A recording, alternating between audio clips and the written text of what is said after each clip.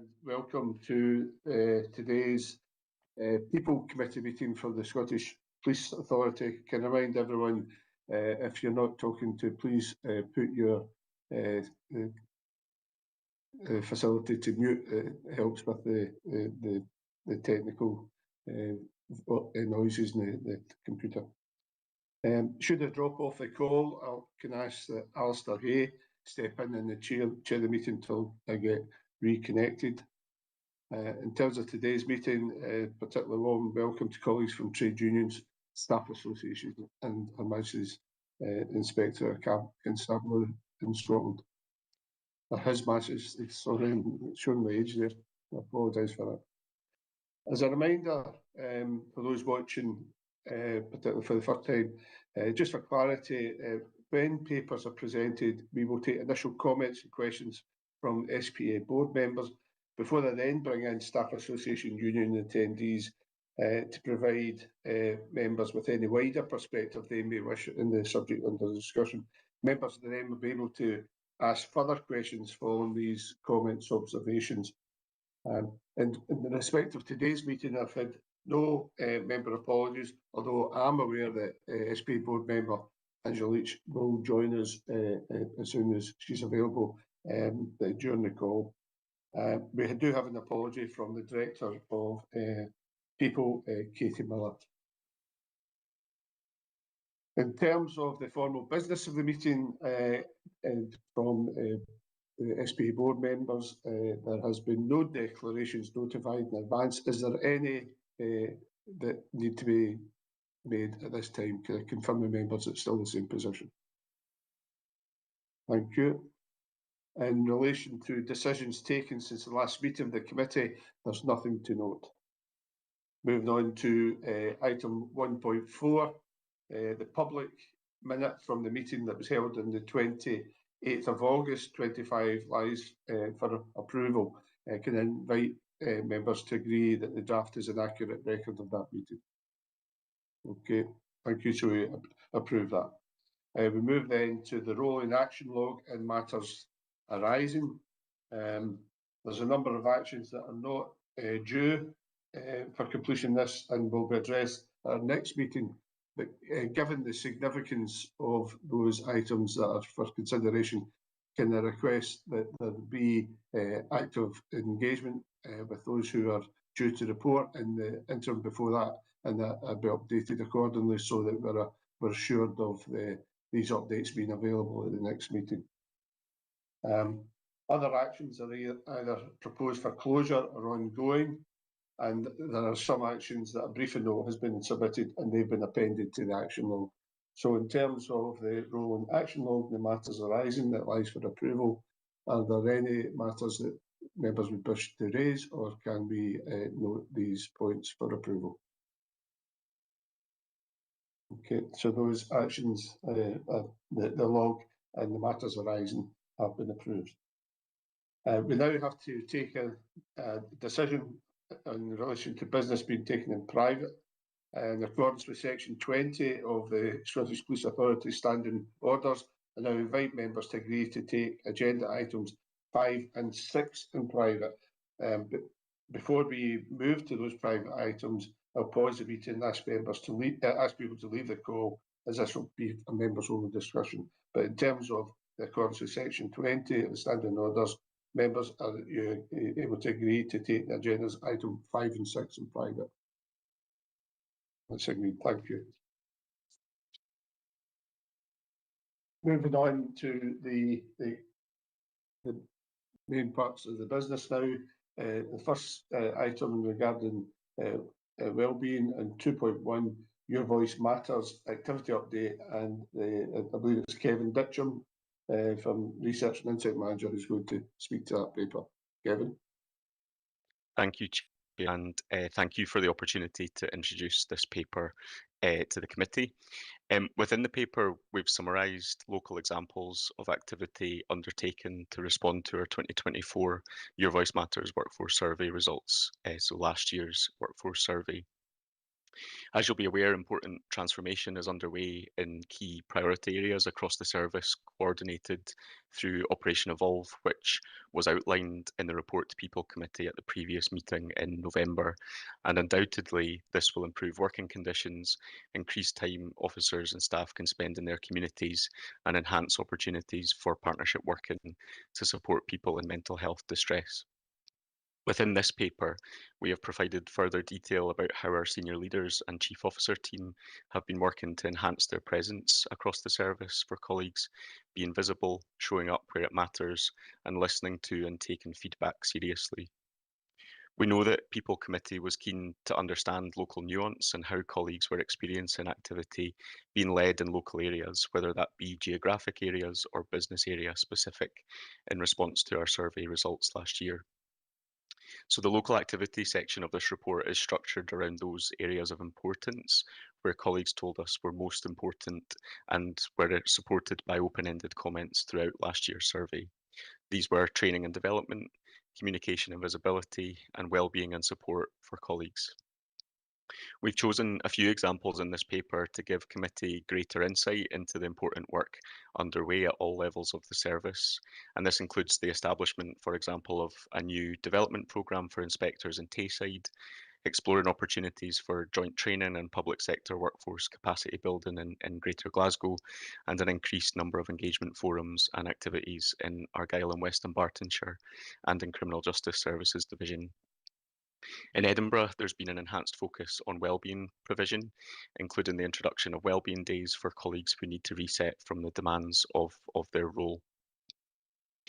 This, of course, is alongside the enhancement of our wellbeing offer available through our wellbeing team, which is now strengthened as part of our new structure for human resources teams. As we prepare to understand and respond to the feedback from colleagues in the 2025 workforce survey, we're turning attention to the development of a framework which will support further meaningful responses from the service, both at national and strategic levels, but also from the vital locally led activities that we know make a difference for our colleagues. This will enable a more robust understanding of activity at all levels across the service, and in particular, how this activity relates to specific areas of feedback and focus within this year's survey results. This means that our We Asked, You Said We Did approach will evolve to be more practical and relevant for colleagues wherever they work. We will bring considerations and an outline of that approach back to this committee for further scrutiny and review. So I'll leave it there, Chair, for now, but thank you and happy to take any questions. Thanks for that, Kevin. I mean, it's a huge area of work that's ongoing and covers the whole organisation. So members can invite any questions for Kevin at this stage.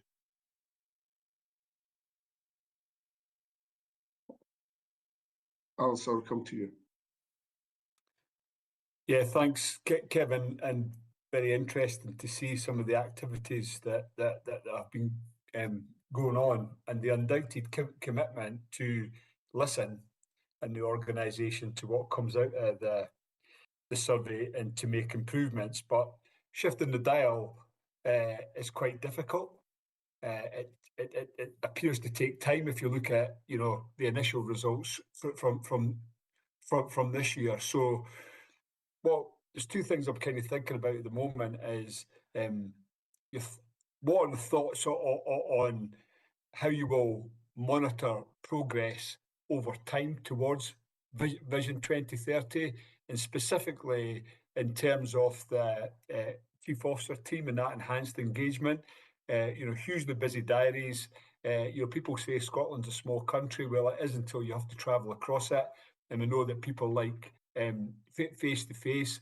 So how are you ensuring that the Chief Officer's team, while increasing that engagement, are making the best use of their time, and it's the most meaningful use of their time in terms of the expectations from the workforce? Thanks, Alistair. Yeah, I guess there's a few things in there. And the first I'm drawn to is how we use technology, notwithstanding that we know there's that commitment from the Chief Officer team to be out and visible in person, but I think there's opportunities as we move into next year to better utilise technology to support visibility, both within the physical space, but also that virtual environment in terms of our workforce and where colleagues spend their time. So that's a key area of focus. In terms of how we link and track activity, thinking about our 2030 vision, we are, I guess the framework that we're considering will bring together that overall national strategic change, which we know, I think you touched on, can take time, but how we bring out the granularity for colleagues, so wherever they work in the service, they're able to see that the service is acting on and taking their feedback seriously. So our we asked, you said we did approach, we're hopeful can become much more granular, and we'll do that in partnership with local leaders, with our strategic HR leads, etc. So we'll bring some of that thinking back to committee.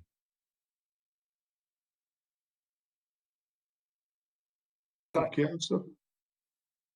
Yeah. Can I just, sorry, Chair, can I just add a very quick supplementary to this? When you're undertaking these activities and you're making that progress in the organisation, and I truly believe it does take time, to see significant shifts. But how are you making sure that the activities in the short to medium term, that commitment to resource, that change and approach, that it's actually being impactful, that it's actually moving in the right direction? So our Your Voice Matters workforce survey is one annual assessment of how colleagues are feeling. As we look to build our Your Voice Matters approach, it will become more than just our annual survey. It'll include that kind of enabling technology, our kind of engagement platform, as we're calling it, that will support those day-to-day conversations for colleagues, both with each other, with leaders, and also how we as a colleague engagement team work with colleagues in HR and others across the service to enhance what we're calling our enhancing colleague voice approach, where we can be really responsive. We've done 5 pilot exercises currently to support leaders to understand the impact of change, for example, focus groups, research, interviews, etc. So that wider approach is evolving to all come under the Your Voice Matter brand as we build that for the service. So that I guess that will give leaders and others across the service opportunities throughout a year, not just waiting for the annual survey to test the impact as we go. Thanks very much for that, Kevin. And just my final point, sorry, Chair, is, I do applaud that, commitment to do this survey on an annual basis, and it creates an excellent baseline, to monitor progress toward Vision 2030, particularly under a thriving workforce, alongside lots of other key performance measures that we put in place. So thank you. Thanks for that. ACC Peyton, I saw you had your hand up, and also the connection to Policing Together is quite significant. Can I offer you the platform? Thanks, Chair. It's just, as I had mentioned right at the outset, the kind of role of the Chief Officer team. So it was just to kind of, I suppose, as you've rightly identified, Chair, link it to a lot of the work that we're doing, and I'll touch on that at the Policing Together input around, that kind of wider understanding of colleague voice and what that means, and I suppose elements of that meaningful engagement. I think I would just want to highlight, Alistair, that we do recognise as an organisation that we're often focused on what we do and being busy with a lot of activity, but the whole point of your question, which is really valid, is about how are we making the connections and the conversations that we have most impact, so how are we spending our time as a Chief Officer team having conversations that maybe not instantaneously, but are starting to permeate across the organisation. And again, using Policing Together as an example, just finished a whole suite of divisional visits across every single division and department, bringing to life the work of Policing Together. But more than that, it's about investing that time having conversations to understand and providing an outlet for our staff. So continuing to build on all of them and continuing to see the impact through that annual survey, another matrix which we'll touch on in the Policing Together report, hopefully should start to see, because it is about a culture change, it's about recognising the value of that, the spend to save policy, and how that starts to permeate across the organisation. Thank you, that's very helpful. Okay, thanks for that.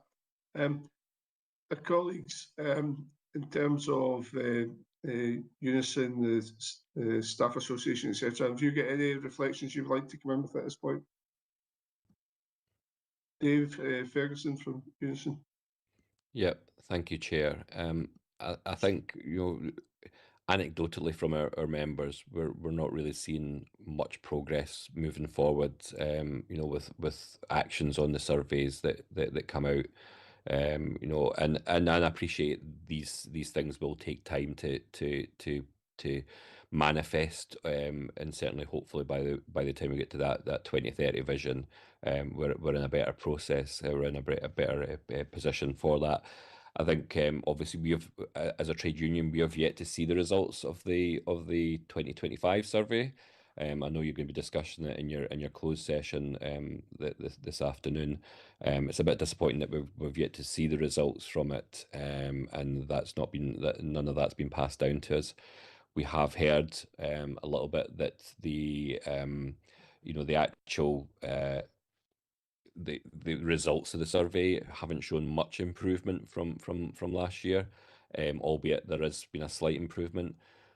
We want to see progress being made, and we appreciate the work that's been done in the background with Katrina Payton and a team as well in the Policing Together sphere. We are obviously just keen to see quicker progress, and our members receiving the benefits of that. Thank you. Yeah, David, just for clarity in terms of this item, and so I wholly agree with the ambitions and the actual intentions of this work. And this item is about looking at, last year you said, so what did you do about it? And then we ourselves have not had the chance to really go in depth with the executive about this year's one, which we're doing in private, so that there can be formulated responses to that, which would include, no doubt, the normal engagement processes with yourself and others, so that it can be really laid down in public at the next board meeting. I think a board meeting is the most transparent and public forum for public interest at that stage, and so there's some necessities to get to that public forum in order that it's considered. So this item, well, I have sympathy with it, you have to see it at the earliest opportunity, is very much looking back at last year. So just to explain that in terms of this, but I know all that you've said, so thanks for that. Stuart Carroll, and the Association of Police Superintendents. Thanks, Chair. Rob sends his apology. He'd normally be in at this meeting. We have met with Kevin actually this week. He made some time ahead of the briefing out, so I'm sure that Kevin will be arranging to brief with the trade unions. So we've seen the outcomes for 2025. Just picking up on the issue that Mr. Hay speaks about, that visibility and leadership. We know that the Chief Super and Super Carders are included really within the executive team when that question's been asked.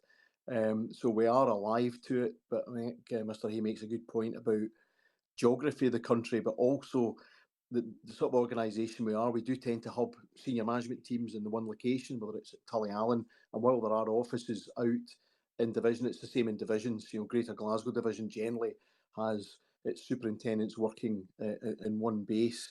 So it's maybe something for us to look at as we go forward, as we go through that estate piece, and as we're creating new hubs. What does that visibility of leadership look like? But the point's well made about using technology. I think also the growing number of major events is seeing the bronze, gold and silver leaders going out onto the ground. So we'll hopefully see better contact with staff in that respect. But the point's well made.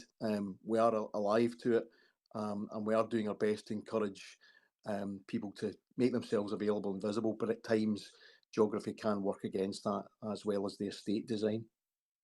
Stuart. And move on to Brian Jones from the Federation. Good morning, Chair. Thanks for that.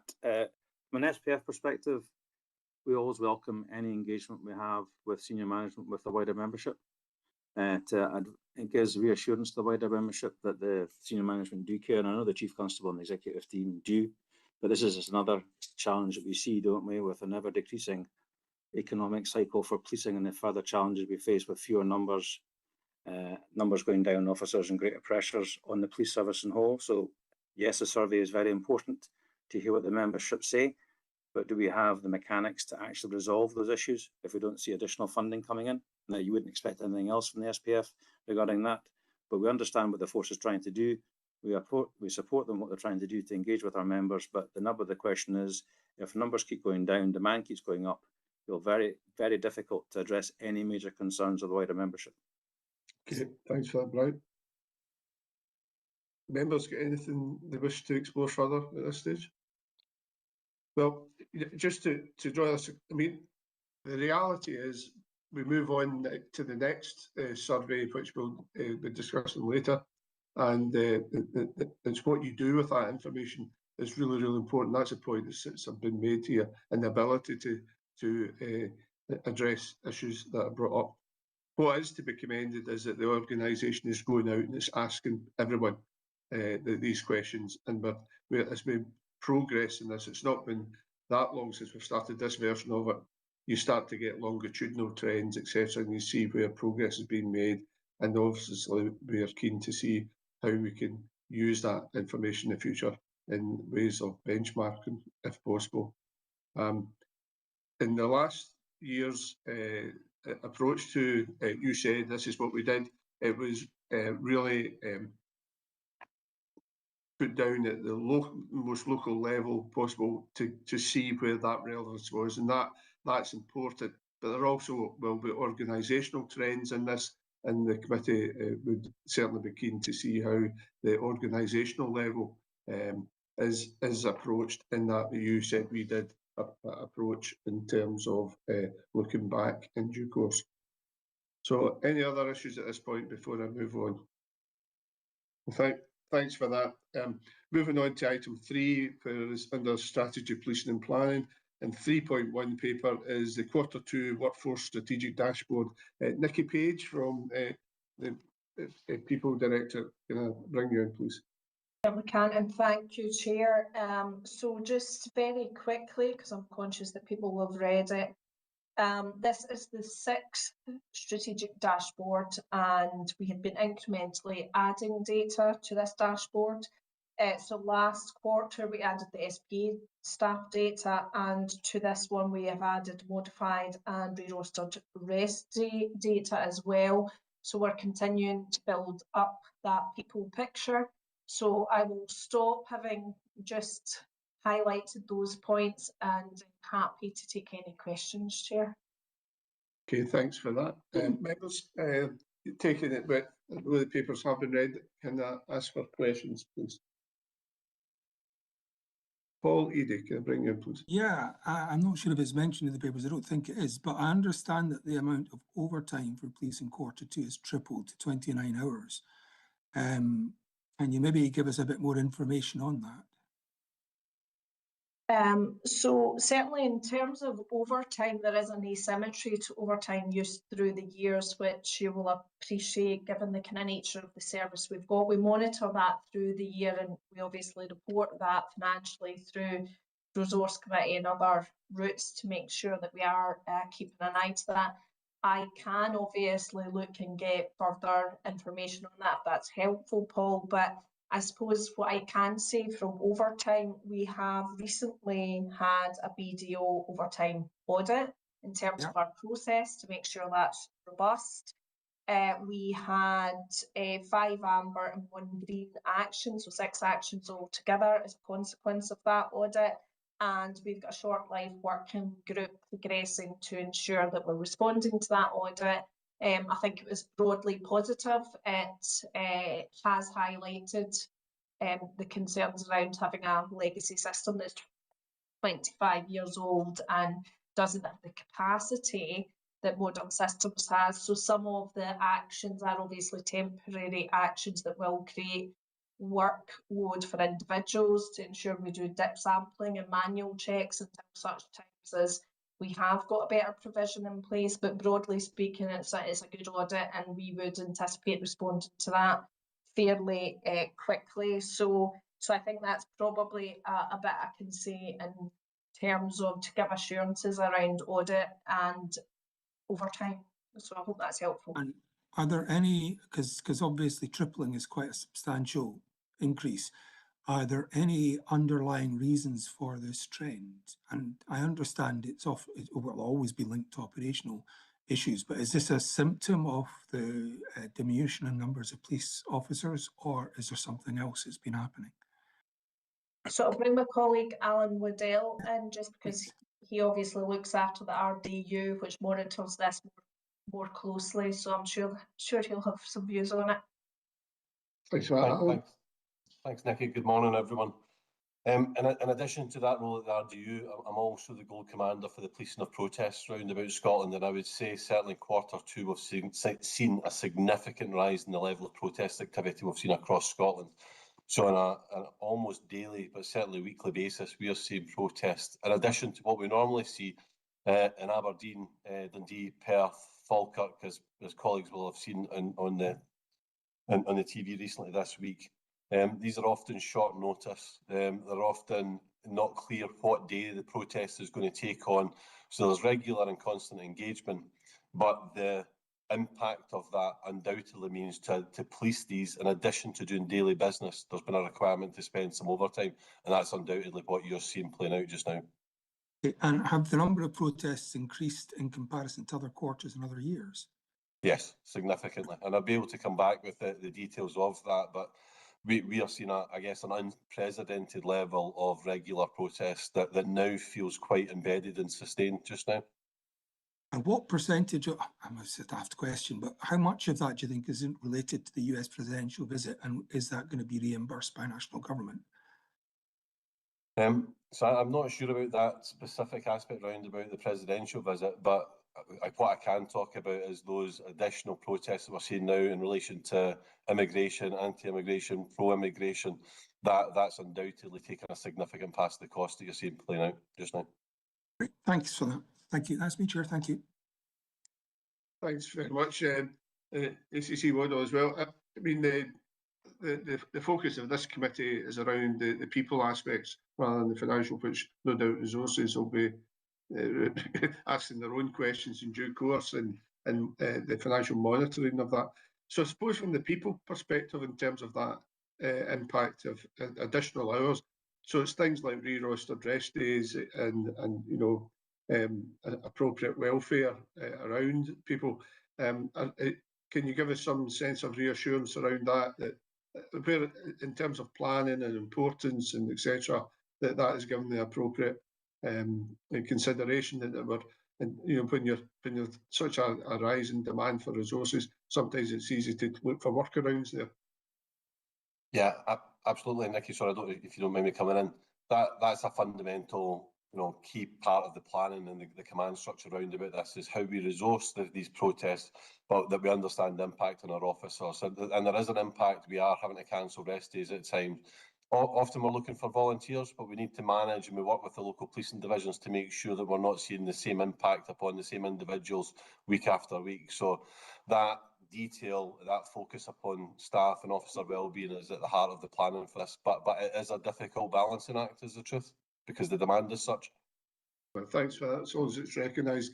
At this point, can I welcome colleague Angela Leach to the meeting for the record? So thanks. Welcome, Angela. Thank you, James. Sorry I'm late. No, I totally understand. We're on item 3.1, Q2 strategic dashboard. Alistair Hay.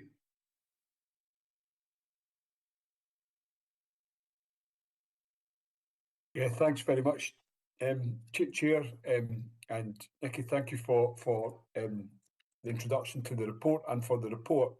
I've got maybe 3 areas of questioning that I'd like to come in on.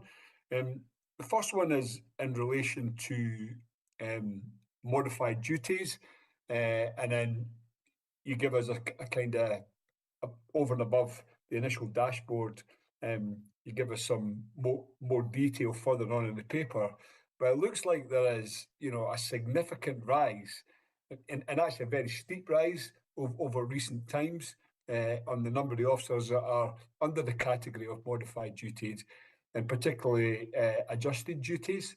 And looking at that, there's ones that are deployable with adjustments, and there's ones that are not deployable. But taking as a whole, it's a significant proportion of the workforce.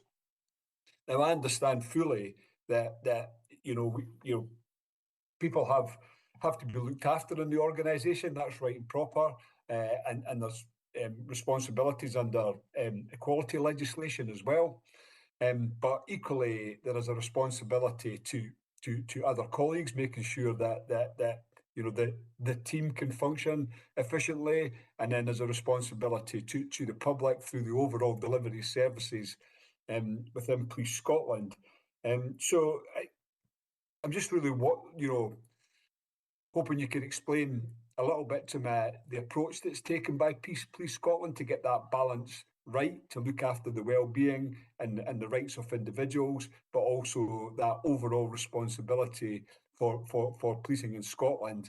And what's our thoughts going forward on this? Are we going to see this increase continuing, or do you see it levelling off, or do you see it decreasing? That's my first question. Thank you.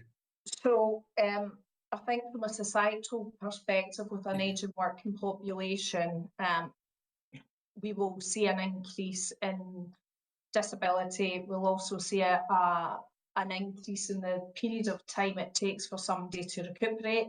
So the older you get, obviously, the more difficult it can be to recuperate from injury, and the more time that will be.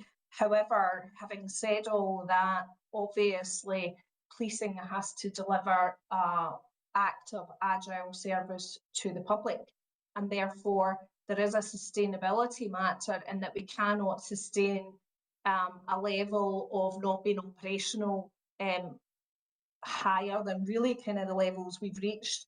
What we have got is a duty modification process. We've revisited that. We are looking at how we can move people from roles into other roles, because the priority has got to be that we ensure that the contribution getting made is relevant to the service we're delivering. It's doing budgeted established requirements that have to take place in policing and require policing powers. Now, frankly, what we are seeing in the duty modification panel is that we're getting to levels of disability we can't accommodate in other posts. So we are at that panel making recommendations about ill health retirement, or indeed if people are not in the pension fund, capability considerations under the performance regulations. Obviously, with reduced resources, we are going to have more cases that we are going to have to say we can't sustain this level, and we are going to have to obviously look at those routes more often than we have perhaps in the past to manage service delivery. So I think that's just something that's real, and that we've got to be honest about, that we will have to exit more people from the organisation because of restrictions. Does that answer everything, Alistair? Yeah. We have, just to add a wee bit of meat to that as well, we have a modification plan, so we are prioritising, but the key is to ensure that the contribution is fit for purpose in terms of the service we need at a local level and indeed within national divisions, and us putting our people where we can to accommodate them, and if we can't accommodate them, we are having to exit them from the business. Chair, if you don't mind, I come back in on this. Extremely sensitive. Yeah. All of this, but I think, and the Chief Constable's got that commitment, to put warranted officers into roles that only warranted officers can do, to strengthen the front line, and all that has to be taken into consideration. And there's multiple other factors, and not forgetting these are people, these are individuals in the middle of it all. They really are. So I would suggest, Chair, that I would like to understand more about this going forward, and where the organisation is, and what the possibilities are and the impacts of it are. I think that's very reasonable, Alistair. And I could just, from my own perspective, listening to the conversation there, you know, that there is this reasonableness test. There's the duty of looking after people who've given their commitment to the organisation, etc. And we've already heard from the director of people in the past about each case stands on its own merit, it's its own individual, and you have to consider that, and then the balance with the organisation. And I suppose what we really need to be clear on is what is the process and what are the criteria for consideration when we get to that stage where it's not reasonable to you can't make a reasonable match between the organisational need and the individual need. So it's a really sensitive area, as has been described, but it merits some real deep thinking and clarity as to how that consideration is made due course. So, but if you agree with me, I would propose that we raise an action from this to come forward with a specific paper that we can consider in terms of how all those considerations are met in a test of reasonableness in taking this forward. Does that sound reasonable to you, Alistair? No, I would really appreciate that, Chair. Thank you. I mean, there's no point in it in any greater depth today because it is a complex issue and one that I know that Nikki, you and your colleagues take very, very seriously and compassionately. And so let's just get it down in clarity in the record that everybody understands what we're talking about. And just for assurance as well, Chair, it's a routine report that goes up to our SLB because it's something that we're very alert to, both in terms of the needs for the service and our duty to the public, but also our duty to individuals. No, thanks for that. I know that's an area that our trade union staff association calls real interest. I'd propose that we take the whole item at the end for your reflections so we can manage the number of issues that you'll have an interest in. On that, Alistair, you've still got your hand up. Can I move on?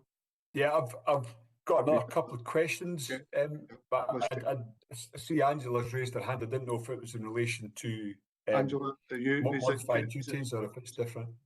I've got a couple of questions. I've got one in particular on the modified duties. If we can take that one first then. The reference, Nikki, in the report to an audit that's been led by BDO underway on evaluating the processes. I'm just wondering, in light of what Alistair's asking, do we know what the timescale is for that? I know it'll come back to ARAC presumably firstly, but maybe you could just expand on that, and it might be worth including the remit for that into any update that the committee gets. Thank you. So that audit scope was signed off about 4 weeks ago, Angela, and it would be intense. So the work is underway right now, and I can get a timeline for you on that. But yes, I think it's very sensible for us to report anything that comes from that with a future paper on modified. Thank you. Okay, come back to you just now, Alistair. Yeah, thanks, Chair. So the next area that I'd like to explore a little bit is around absences. So we can see that the cost of that, and it's people we want to focus on, but the cost is £22 million, not insignificant in a time of financial pressure. But we see that the absence rate is increasing, and the biggest area of in the report suggests that this is around psychological. And so I was hoping you could just expand a little bit on the approach to absence in general, but specifically into the support around some of the psychological reasons for this, you know, given that, you know, the specific nature of policing for both officers and staff, you know, is an extremely challenging job, we all know. So that was my second question around that. You know, what's our hopes for the future about, you know, continuing to support but to reduce absence. And then my final question was in relation to assaults. There is no room for assaults on police officers, but again we see that there is an increasing number of them. And we've had reports about the improvements in officer safety training. We've got hopes for the use of body-worn video. So these areas to try and improve it, but we're still seeing a rise. What do we think is causing that? So I'll take absence first, obviously, and as you rightly point out, 22 million is not a small amount of money, especially in the public purse. In terms of what we are doing, and you're absolutely correct, it's psychological absence that is a key challenge for us. We have got a EAP contract, and what that contract, when we put it in around about 12 months ago, has put more support for psychological assistance. So we appreciate that we're going to have to develop out those services. So that is one of the reasons that we went down the route of enhancing that contract in that space. We're also reviewing our response to TRIM, that's the trauma incident management, to ensure that that's more robust and it's getting used when it is required. So there's a number of wellbeing initiatives just now that we are looking at within that team to focus on psychological support. How we have an earlier intervention as well in the system is key. So what is the patterns up to and before absence? On the basis of a lot of feedback, members will remember we did the deep dive into what the causes might be. There is no correlation that we've found thus far on things like shifts or elements like that in the job. So what that is meaning is that we're having to look at that kind of pattern of, well, is there a pattern with trauma, etc., etc. So those sort of things that we're now trying to deep dive into, because there's no obvious correlation with working patterns, or indeed in some respects some of the areas we work in. But that's another area that we're developing out as well, is that psychological assessment related to posts. So we will develop that too and see if we can make an impact with that. I'll stop there because I'm conscious the Deb also wants to come in. I could bring you in just now, DCC, please. Yeah, I was going to maybe help Nikki out with a couple of comments around officer assaults. So I can pause for a second, Chair, if you wanted any further conversation on absence, and I'll come in on the assaults.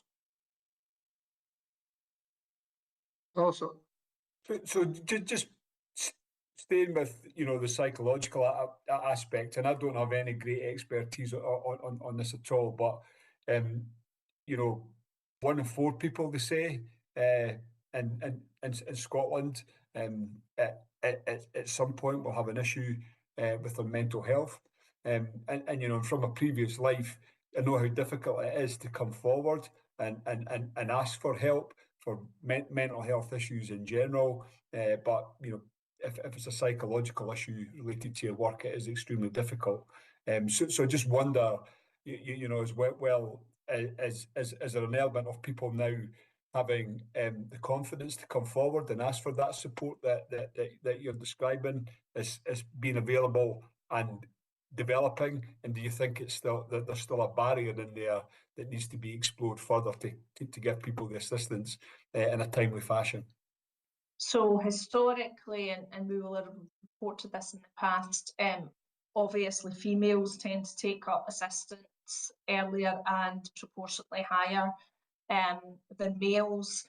I think there's a kind of growing body of evidence that younger people are probably more comfortable kind of confirming that they've got psychological support needs.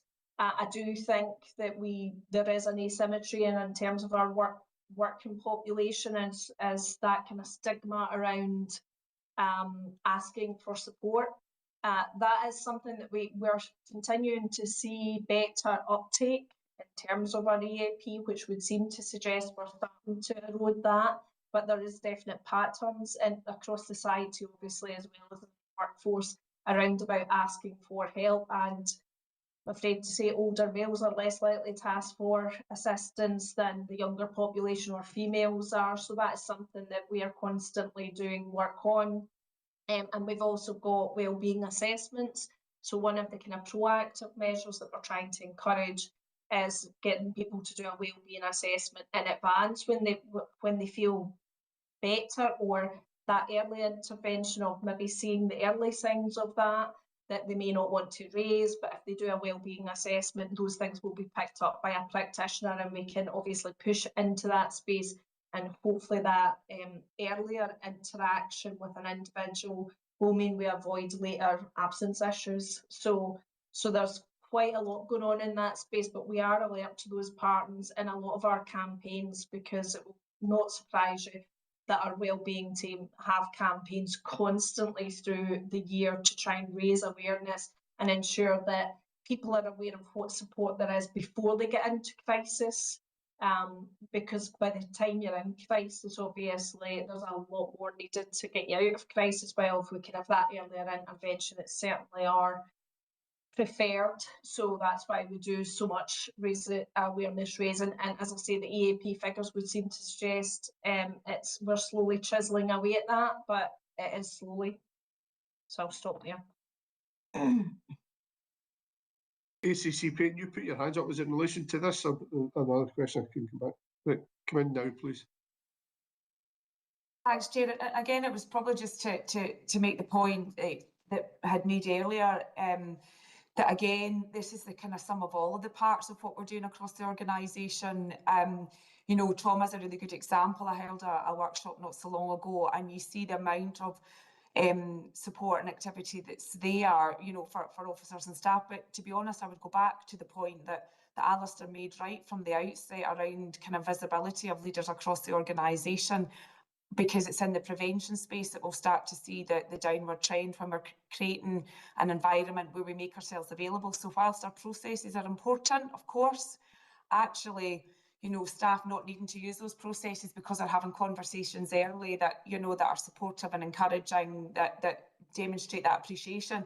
And I liken that to a lot of the work we're doing in the mental health space. You know, success for us isn't that we see increased referrals through a mental health pathway. It's that people are having conversations way earlier with, you know, that prevent them needing the wider support. So I guess I just wanted to highlight that, you know, whilst there's a focus within Nikki's team, it absolutely is a focus, you know, across all of our areas, and certainly within Policing Together as it relates to how we're making people feel and getting the balance right. And I go back to the point I made earlier, getting the balance right about our focused activity on what we do, the tangible stuff, versus the amount of time that we invest in our people, so how we're making them feel on a day-to-day basis. And if you were to look at the time spent on them, is it equitable? And again, it comes back to that spend to save that Alistair rightly identified, those conversations that are happening in, you know, tackling the prevention in the first place.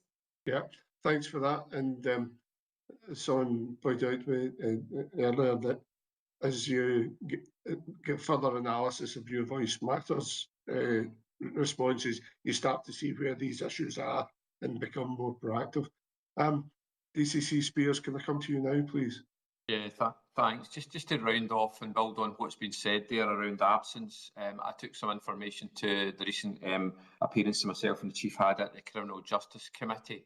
And to your original point, Alistair, about 39% of all their absences are psychological. And when you look at what does that mean on days lost, it equates to about 86,000 days per year.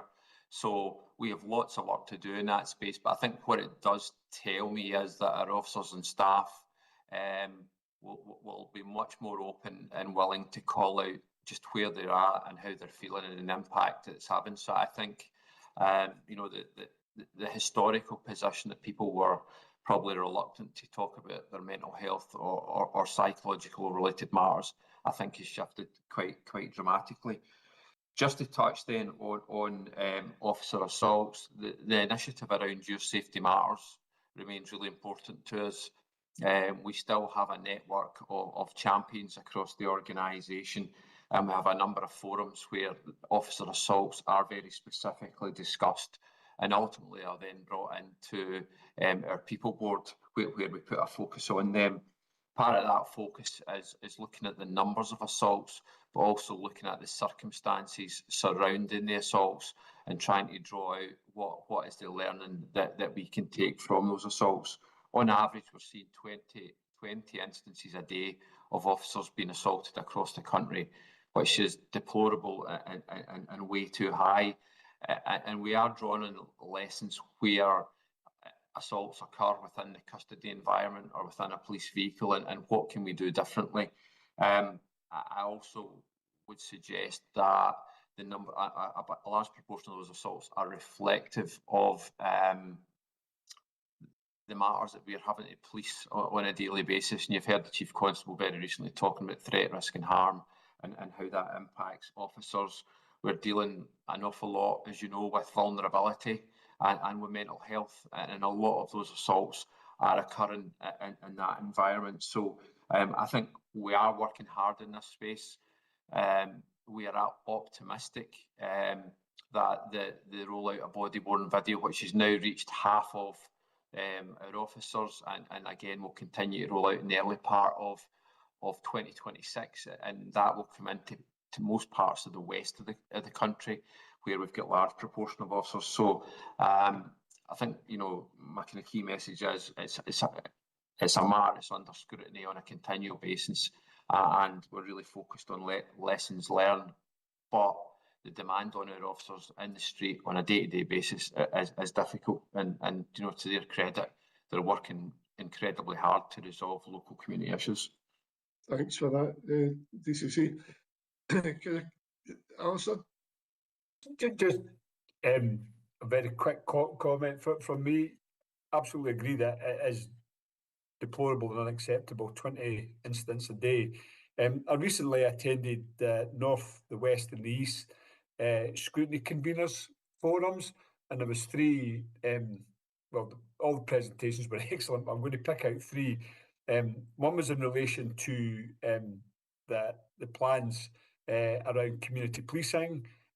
One was around community cohesion, and one was around antisocial behaviour and violence amongst young people. And they were excellent presentations, but I thought what they spoke to, you know, what was very much that prevention agenda, and the role that policing can play in that, and the hope that that would then feed through to a reduction in assault. So, you know, that bigger strategic perspective. Just wanted to comment on that.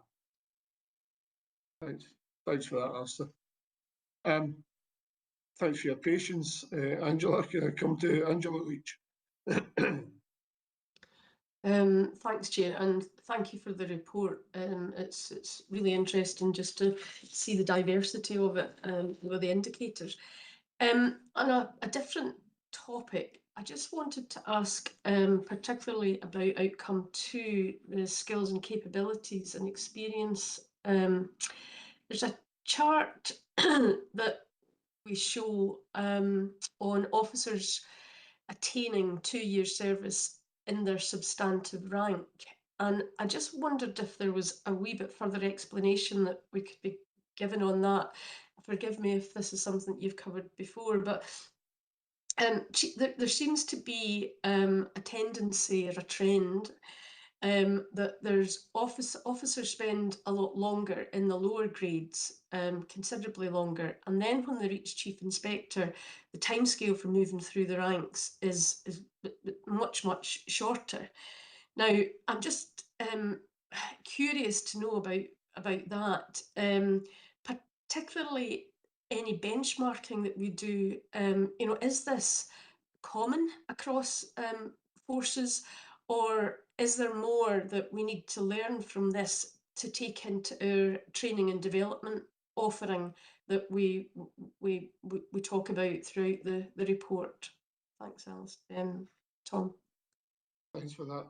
Nikki, are you able to give any insight to that?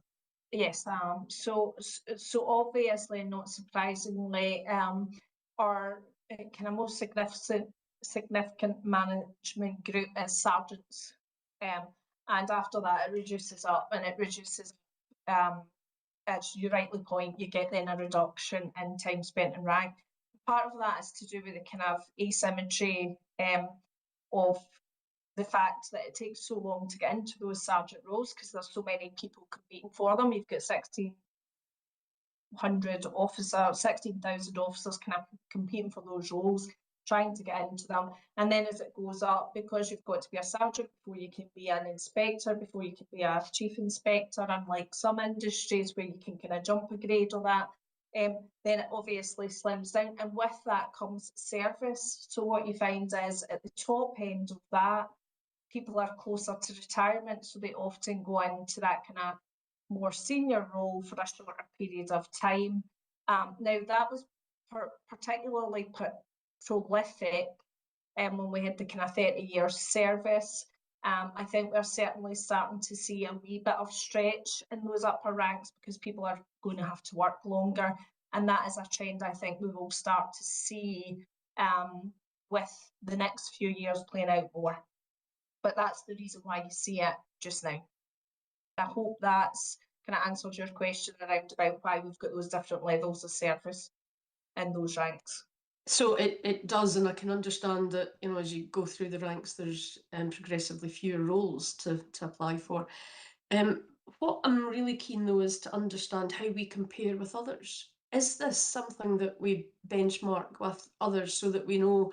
I'm particularly keen, Nikki, to understand how we're assessing the training interventions, and I'll use training, but it's much broader than that, but the training and development interventions that we offer, and what then enables people to move more successfully if they're, you know, if they're so minded to go for promotion.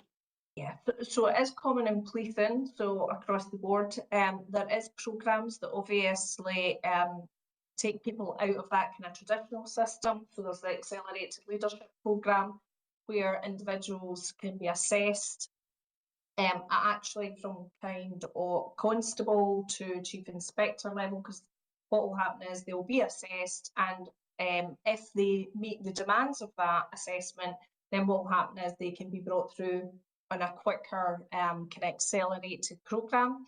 So and that ALP works across the whole of the policing establishment as well. So if you like, there's two kind of channels, the traditional and then there's the accelerated route for promotion as well when there's real talent and we see real talent, and that's obviously to keep that talent in the organisation and ensure that we've got a flow through the organisation as well in terms of those kind of senior ranks. And I would suggest that most of our senior people have been on the ELP, so that system is very well embedded also in policing. So I'll stop there because I'm conscious the Deb's also got his hand up.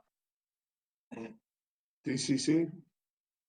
Yeah. Thanks for that. It's a really good question, Angela, and it's a challenging question for us. So I think I've got 3 points, and hopefully I can remember the 3 points I want to make. First and foremost, we are really well connected to the College of Policing, and actually very recently the Chief Constable's received an invitation to sit on the College of Policing board, which I think is incredibly important for an organisation our size. And we've got a real commitment to ensure that the way in which we develop and train our officers, we're not unique in Scotland to policing, and we want to follow that through. We use the same sort of promotion and competency values frameworks. So there's a real parity between the work that would happen in Scotland around promotion and the work that would also happen in England and Wales. So just to give you that reassurance, we don't have a different approach. Secondly, we absolutely do benchmark. And what I would say is there's a tradition across policing that it seems to take a fair proportion of time for an officer to progress from the rank of constable to sergeant. I think in average for us in Police Scotland just now, it's around 14 years. There's a recognition in the executive that we need to find ways of accelerating that, and there are exceptions to that through accelerated leadership programmes and the like. But broadly, we recognise that that's taken too long.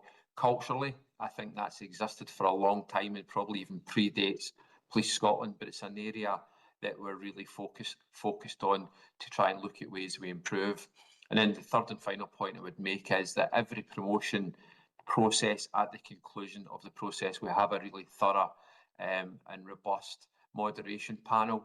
And as much about that moderation panel is to look at the whole arena of who applied, what was the gender, what was their service.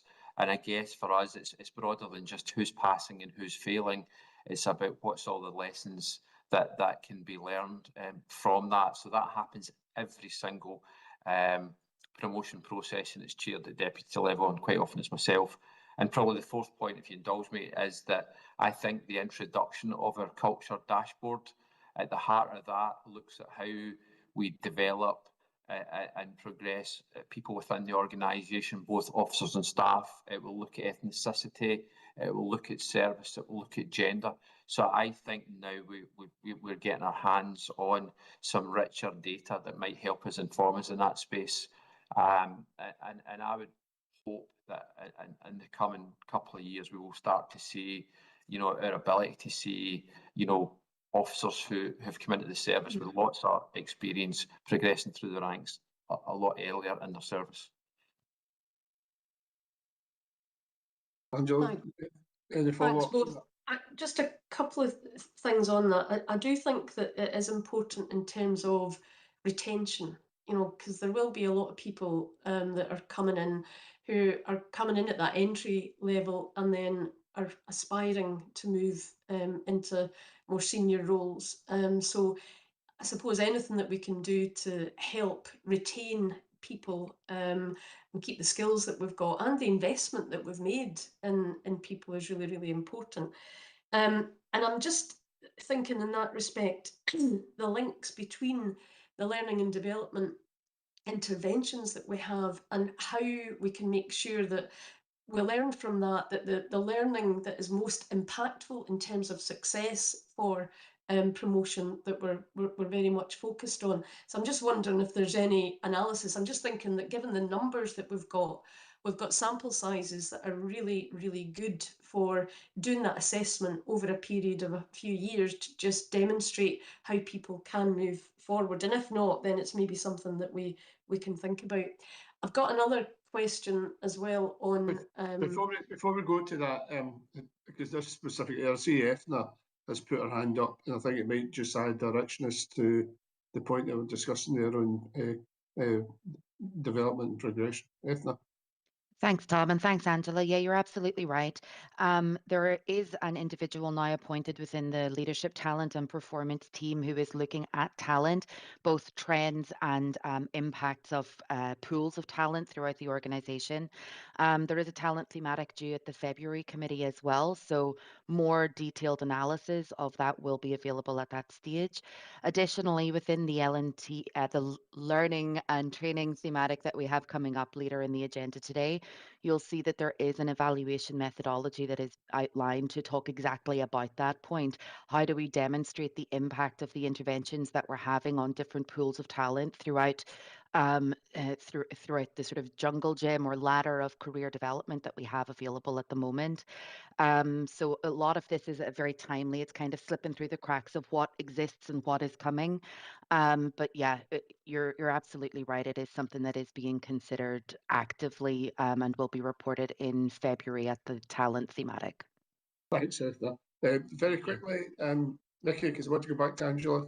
Yeah, it was just to answer the ask of Angela in regards to benchmarking. So our recruitment system is used by 26 other forces, so it does allow us to do an amount of benchmarking that's absolutely apples and apples. The attrition rate's also 5%, so that obviously hopefully gives some assurance in terms of that people aren't leaving in droves. But I guess just another point to make is that obviously the substantive grade for us and what most people will join and leave the service at is as a constable, and we do need that as well. So we have to be able to attract both to promote, but also to get that stable workforce base as well. So it's just to ensure that give assurance basically that we've got those opportunities in place, and we do a lot of monitoring on it. Thank you. And it's not everybody that would want to move on beyond, the constable level. I appreciate that. And I look forward to the report in February in terms of that evaluation, because as I say, I'm sure there's, given the sample sizes that we can talk about with a national force, that we could do something fairly quickly there. The other point was in relation to development in particular, and it was how we define training, or the opportunities of that we call training that are available to officers in particular. In the report, there's a particular mention to what we capture through my career, and that training is the most commonly chosen selected development opportunity for officers and staff. What are the options? I mean, how do we define training, and what kind of opportunities do we provide for people, particularly given, you know, I'm thinking about the broad range of values that the police service has just now? So I could spend a whole day in this, Angela, in terms of opportunities and what we do. I guess it falls into three distinct cohorts. There's operational training, which will cover everything from driving, detective training, all of these skills for particular roles in policing. Then we've got our good solid core management training that Ethne is looking at and reshaping at the moment.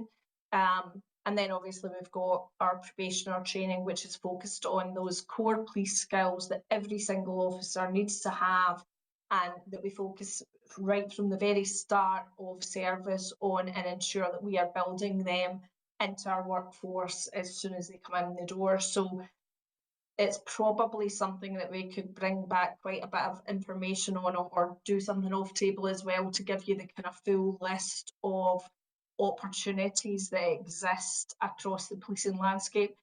You will appreciate that because of the nature of policing, we do all our we have to build the skills for our workforce. We can't buy them in easily unless we're obviously pinching officers from England and Wales. And while we do have an amazing relationship with the College of Policing down south, we have to grow our own talent. So there's a huge amount invested in officer competence, skills and training. And as I say, that's something I'm happy to bring more back on if that's helpful. Thank you. Yeah, I'm happy to hear what others have to say, but yeah, I think at some point it would be useful, and if it's, you know, useful just for me to have a wee bit more in depth on that, just to understand the complexities of it. But importantly, how people are taking it up, how it's available, and I know that that's different with the nature of the work that people undertake, but also what difference is it making? And no doubt this will be further developed in the area around learning and training coming up on the agenda.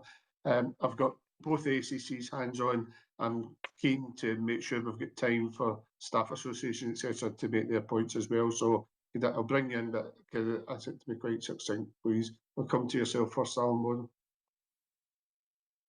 Yeah, I'm not going to just repeat what Nikki said, but that's very much my experience. I think when you see people looking for training, what they're really looking for is how they develop their career in the direction they would like to go. So what is that operational training requirement you need if you want to become a detective or move into operational support or into policing together? I think where we've become much stronger recently is round about the broader personal leadership development and training, and the sort of corporate aspects, and training people around about what's the right HR support, what are your levers in there. So I think we're far more rounded in the training provision, but I think there maybe is something for us to bring back and just to demonstrate that in a broader way. But thank you. Thanks, Al. And Katrina.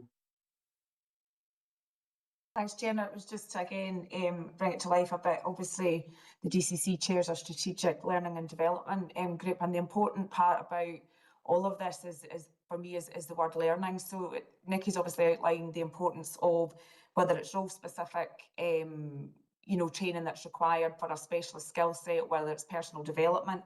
But ultimately, the question we're really focused on in that strategic group is what's the effect that we're trying to achieve, and how do we do that? So and the suite of options that are available to staff at various stages in their personal journey. So it's bringing all of that together, Angela. But the question that you mentioned there is absolutely the key one. It is about how do we evaluate, what's the impact? Is that training changing behaviour that's learned and embedded? And we've got programmes of work for individual aspects of learning that's ongoing, ADR being one of them, Act Don't React, and how that's evaluating and how we're seeing changes in behaviour as a result of that. But that's a big part of the focus of that group, is to look at both what is available, when should it be available, and how do we understand the impact. But happy to support Nikki and others in giving more information, more discussion on that with you. Thanks, Katrina. And I've no doubt it's such a core area of interest for the People Committee. There's no doubt this will be developed further as we go through the work plan of the committee and going forward. There's a number of areas that even in the answers here today recognise the importance of it. So it's just getting a clarity and a cohesion to all that activity. Now, at this point, there's been a lot of areas discussed there, and I'm grateful to the associations and representatives who've held off to we get a more rounded discussion about the issues and your perspectives, so that we can make sure we're picking up the important points for further discussion going forward in the future as well. So, Stuart Carroll, see you've put your hand up first. I'll take you first. Thanks, Chair. Just observations on 4 of those points. You've given an action, I think, for a better understanding of the modified and restricted categories and how that impacts on absence and resource numbers. I think that's really helpful to understand what's controllable and what's not, what's permanent. That is a growing number, and it does give us cause for concern, because it's probably reached the tipping points in a number of areas, as Nikki Page has spoken about. But we are constrained by employment law and other aspects. But I think to have a better idea, the presumption that it's always people that are late in service and they're given service is not true. It's that we are seeing people being modified very early on in their career. What's driving that? So I think having, as far as the scope system or our data performance unit is able to help, an understanding of the categories, the spread across type, age, service, the roles people are in, what divisions, geographic, that might give us a richer picture and what's permanent, and agreeing what those tipping points are. Linked to that, I suppose, is the overtime discussion. Clearly, there is an increase in demand, as Alan has spoken about, but at the same time, there's fewer deployable officers. So while we're at 16,500, we are seeing between 3,000 and 3,500 officers who are either sick, absent, or not fully deployable. That's clearly going to have an impact on overtime. And I know DCC Spears has got a group he's invited us to sit on that, to work with key stakeholders, which we're grateful for. Again, it's just having a better understanding what's controllable versus what's largely uncontrollable. Courts, short notice events, major crime, you'll remember that, Mr. Halpin, and detained on duty. How do we get under that, and what's driving it? Around assaults, again, DCC Spears has spoken there about the learning and training. I think it's really good. Body-worn video, how do we prevent it? We are working with the Scottish Police Federation on a no early release campaign. We're trying to influence political thinking around those who are convicted of a crime where an assault on an officer or a member of police staff is part of it, that they wouldn't be considered for early release. So we spoke to the Cabinet Secretary, and Mrs McQueen has written back to us about that as well, regarding the SPA's view and how they might be able to influence without becoming political regarding it. And just the last point about promotions, 79% of people join as a constable and leave as a constable. So I think what Alan, Ethna and Nikki have described is it's the career journey is really important. Lots of people are more than happy to specialise as a constable and not seek promotion. I think that, and I say this as somebody who was promoted early on in service in AP, so I've had the benefit of that. At the same time, there needs to be room for late promotions, what we used to refer to as service promotions, 20, 25 years. Somebody might then decide they want to become a sergeant. If we promote too many people into that chain, we're going to have people sitting at these ranks for far longer. So there is a measure to it, but I would agree that what DCC Spears has said, the staff associations are invited into the NPP and the learning and debriefing, so we are able to speak about that. Training is really important, and it's giving people the right training that's cost effective for the roles that are going to enter and giving them those opportunities. I think that is improving, and it has improved over the last few years. But not everyone, as you acknowledge yourself, wants to get vertical advancement in the service. It's getting the right balance. Yeah, thanks for that, Stuart. Brian, can I come to you now? Thanks, Chair. Listen to all the discussions there. What I've always said at every meeting here, Chair, isn't it, that we really appreciate the dashboard because it highlights quite starkly where we sit. And what we see day after day or month after month with this committee is those figures going in the wrong direction on behalf of the wider membership. So the demand on policing is increasing. The number of officers available to attend incidents is decreasing. So you have an ever decreasing circle. We have greater numbers of officers now in modified and restricted duties. We have a greater number of officers currently off sick. We have a greater number of officers being assaulted on a regular basis. So there has to be a recognition that the service can only take what it can take before the elastic band actually breaks. So that's what the SPF have been saying in support of the Chief Constable. We need more finance, more support to address these issues, because if you don't, these figures we see quarter on quarter will always get worse. That's a significant point. And to reassure Angela, from an SPF perspective, we have a centre of excellence when it comes to training. It's called Tullyallen. It's been there for the last 50 odd years, and we have been the envy of the rest of the UK in the training we provide to officers. Thanks, Brian. And come to yourself, Dave. Yeah, thanks, Chair. I reiterate what Brian said about the dashboard. You know, the unions really appreciate the information that's in the dashboard, but there is that upward trend even in areas like grievances. Although it's probably a bit like the mental health issues, is that people are maybe feeling a little bit more emboldened to report issues and deal with issues. So in that respect, it could be looked at as a good thing.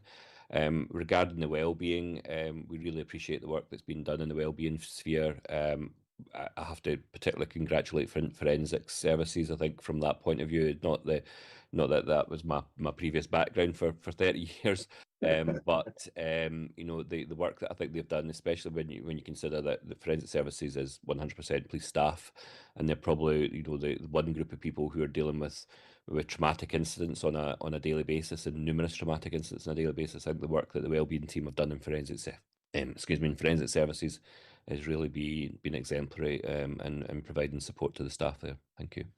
Thanks. There's a lot who are recognising these trends are challenging. The real positive that your reference is with the development of the dashboards and the data being available, etc. We are very, very aware of them, and if you listen to the inputs we've heard from Nikki Ethna, the senior officers, etc., every single input references the work that's been done to start to move towards tackling these areas of pressure on the system. There's no doubt that the system's running hot, and we acknowledge that. And that makes this work even more important. So all your reflections are welcome and noted on that. It's the end of that item, which is a very significant item, the dashboard. I would, in terms of this committee, acknowledge the importance of having the appropriate data in the dashboard. That cultural dashboard we experience in other areas of business is becoming so valued and understood and important to how we do our business. And we look forward to the work that's ongoing in the background regarding the development of an initial business case for the enterprise system, which will further enhance the availability of good data as an organisation that matches the needs of an organisation this size and as national as it is in its context. So I think it's important that we recognise that. Moving on then straight, if you don't mind, we'll have a comfort break after this item, but at the moment we'll move to 3.2 is the annual Forensic Services Workforce Report, and I welcome Chief Operating Officer Vicky Morton. Vicky, I'll hand over to you. Thanks, Chair, and good morning, everyone. The paper presented today provides an update on key aspects of hopefully strategic relevance to the People Committee within Forensic Services.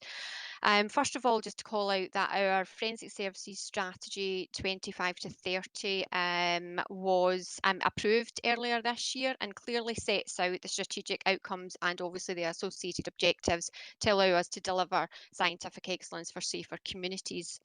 And obviously, to do that, we require people who are trained and highly professional and help us deliver that service. And on page 2 of the report, I just highlight the strategic outcome and strategic objectives relating to our people. So the report provides an update on 6 key areas, and I'd like just to highlight a few key points from each. First of all, the strategic workforce planning activity. We've been working with Skills for Justice for a period of time now to develop our practice and approach to strategic workforce planning that will really allow us to take forward the organisation to have the makeup that will allow us to meet the needs of the future and the demands that will be placed upon us. We've worked very closely with SPA Corporate and also Police Scotland in that regard, particularly with Police Scotland in terms of looking at demand forecasts and what is the forensic demands going to potentially look like in the future. So we now have a strategic workforce plan. It has been discussed in private at the most recent Forensic Services Committee, and the intention is that will be presented in the public session at the Forensic Committee in February. Important from our perspective is this approach. It has to be dynamic. We have to live and breathe it. We have to ensure that the documentation, particularly around the assumptions that have been used to or identified to develop the plan and the data about demand has to be kept up to date. We have to continually refresh that. And it's really important that we use the data to make the right decisions, particularly around recruitment, changing of the workforce, etc. We do, however, recognise there is still work to do to enhance this plan and the tool itself, and we look forward to having discussions, in particular with our partners, to take that work forward. Next, if I can move to the staff surveys. So in 2024, just linking into Kevin's update earlier in the agenda, we took part in the Your Voice Matters survey and also an additional survey that was on train at that point. So we've now got a wealth of information from our people. So that staff voice is clear there. And we've got lots of information. It was important that we set up a mechanism to allow us to gather that and identify, understand that better. So we set up a short life working group that was established in March this year. And really that was to allow those open and full discussions with our staff. This wasn't about the leadership identifying, understanding the information and taking forward what we feel was important. It was important to get that feeling from and that insight from the staff. We have, as I say, set up that approach. It's working well. There's been a time to develop that trust and confidence with everybody involved, but I'm very pleased to see that engagement continues, and we also have the opportunity as well to update our trade union colleagues on a regular basis, and also our Forensic Services Committee. Obviously, the Your Voice Matters survey has just recently concluded again this summer, and we have the high-level results at this point, and they've been shared within the senior leadership team within Forensic Services. And of course, the intention, building on the discussions earlier, is that once the full results are received, they'll be shared with staff, with our trade union colleagues, and taken forward through the short life working group that we have already established. Moving now to health, safety and wellbeing, there's been ongoing collaboration with Police Scotland and our trade unions in a number of topics within this area, and it's been a significant amount of work over the last number of months. So I'm pleased to see that is moving on, and but I do recognise that there is more work to be done in that regard. Again, linking into the previous conversations, and I'd just like to thank Dave Ferguson for his comments. We have been focusing quite significantly, as most will be aware, over the last couple of years on psychological resilience of our people.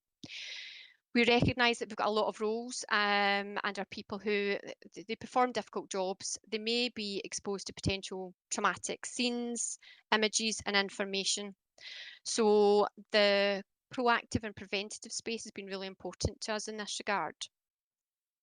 We had a pilot, which again is documented in the paper in a bit more detail, and we're seeing real positive outcomes there. But we recognise that there is more people out with the pilot group, which just focused on initially search and recovery scenes that would benefit from this approach. So we are looking to build in psychological supervision as part of the budget setting for next year. Moving on then to leadership and management development. Again, I'd just like to point out, as per previous discussions, that this is a key element to help us take forward in a positive perspective the highlights from the staff survey that we have received last year and moving into this year as well. So it very much links into the staff survey activity that is ongoing. Moving on to corporate parenting. Forensic Services are committed to the SPA Corporate Parenting Plan, and I've noted just here how we've been working closely with SPA Corporate and external organisations to promote some events in this area. What I would say is that they have been very well received by both the young people who've been involved in the events and also our Forensic Services staff who've taken part, and it's been across various different areas of forensic services. And finally, just to point out modern apprenticeships within forensic services, I'm delighted to say that the new pathway has been launched earlier this year. And it's really a new approach to people entering forensic science, which is slightly different from the traditional graduate, go to university, postgraduate qualifications and then entering into the workforce. And I'm really pleased to say that we now have 2 modern apprentices within our organisation. And on that, I will pause and happy to take any questions. Thanks, Vicky. Can I offer it to members for questions at this time for that report? Paul? Yeah. Firstly, it's strategic workforce plan. We had that up at the last forensics committee, and we'll be getting it in the public session for further fine-tuning and then approval.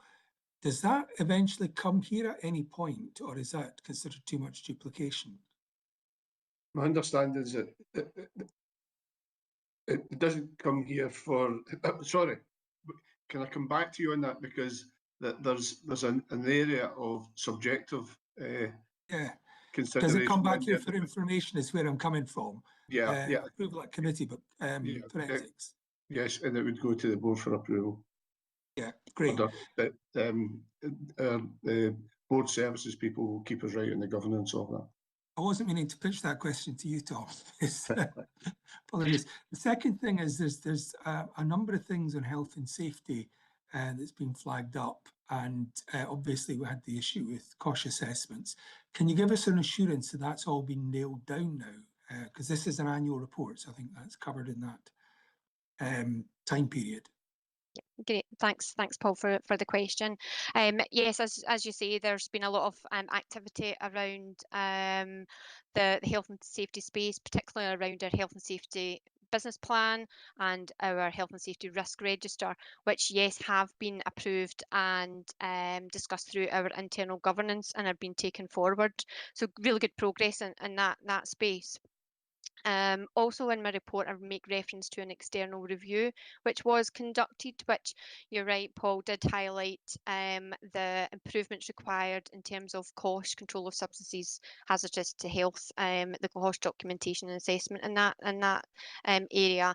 This is very much ongoing. It's quite a significant piece of work, which we are working very closely with our health and safety colleagues within Police Scotland to ensure it's robust, accessible, and meets the needs of the organisation. So I would say that's a work in progress, excuse me, but it's definitely going in the right direction.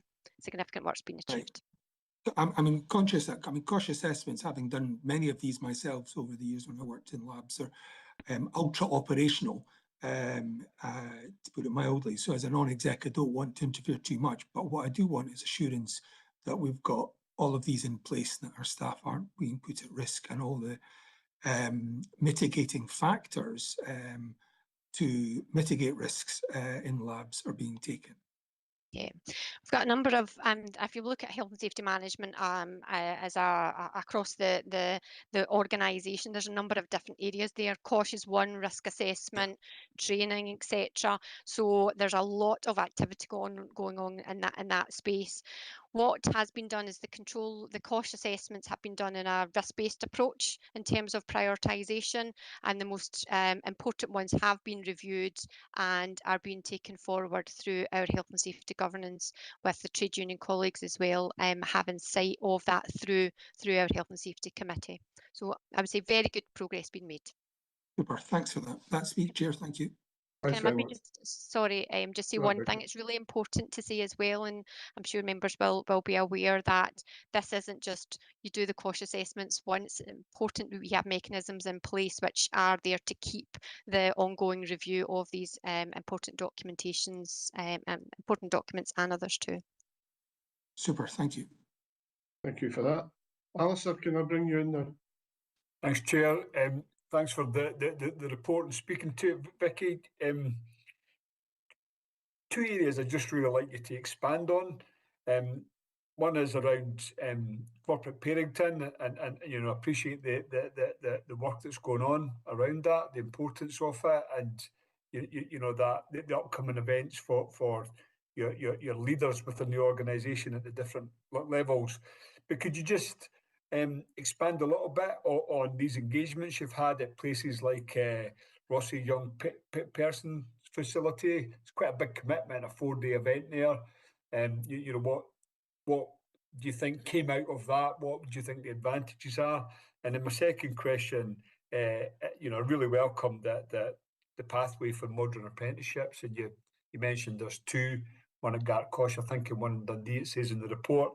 You know, what's the scope to expand this and other routes into forensic services, given the battle for talent there will be in the future, but also recognising, you know, the highly skilled nature of the roles? Great, thanks, Alistair. Really good questions there as well. In terms of the corporate parenting, obviously we want to really show that commitment to the support for young people who may have had care experiences, really to I suppose encourage people who are very much influential at that age to seek new interests and new insights. So the events that have taken place, and I absolutely agree with the point there you've made about the commitment. There, it was a 4-day event with a number of people from across forensic services. I think there was maybe half a dozen or so involved in that. But now what we have is we've set up all the practical tools, the examples, the stories, that the presentations that have been used at that very first event. So that makes it much easier. We do need to be cautious in terms of how much do we expand this? What does it look like in terms of, for example, engaging with children and young people in school environments, etc. Because forensic science is an area that people like to get very excited in, and they're very interested in, but it absolutely has to be managed well, and that's what we're looking at the moment. So we've got one more event programmed, as I say, for earlier next year. In terms of the advantages, I think that, as I say, it's that looking at new exciting areas that people may not have been exposed to, and again to give them that excitement, particularly around STEM and science in general. In terms of the modern apprenticeships, yes, 2 modern apprentices in the organisation, and it's very important that we ensure that they get the practical experience in the workplace, and that is also aligned with the activity from the local colleges that they're assigned to as well. Absolutely, really is scope for further apprentices. What we want to do is understand this first of all. What learning is there from this initial intake? What does that look like in the future? Let's see how we can take that forward. But yes, there will be, I'm sure, other roles in forensic services where we can have this approach. Thanks for that, Vicky. You know, I'll be interested in going forward. You know, to understand a little bit more about impact. You know, the impact that your corporate parenting. Sometimes, I mean, always there's a value in doing things, but understanding the impact will be interesting going forward. And I look forward to that evaluation as well around different routes into, particularly modern apprenticeships, into forensic science. Thank you.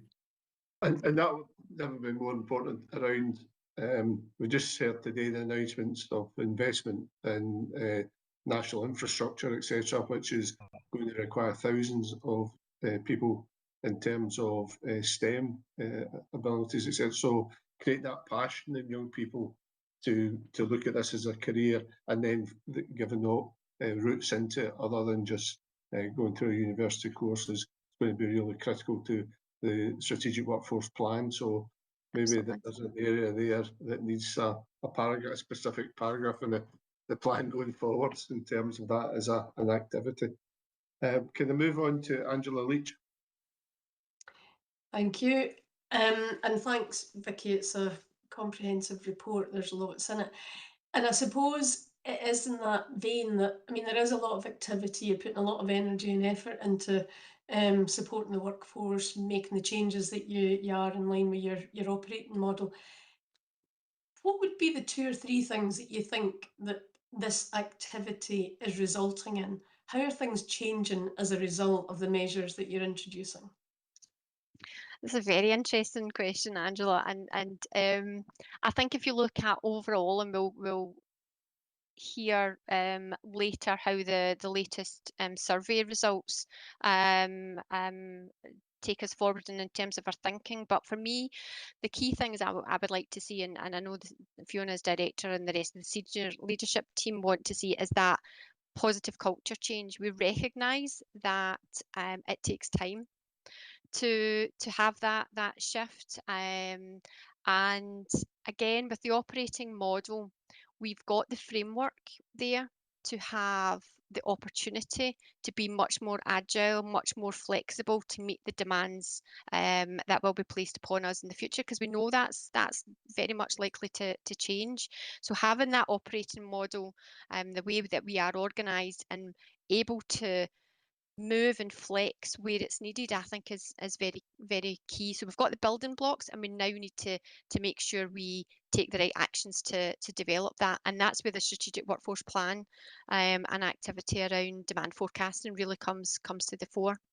I think another thing as well is to ensure that we've got that clear link with our partners, particularly in terms of Vision 2030, and that's just those discussions are ongoing.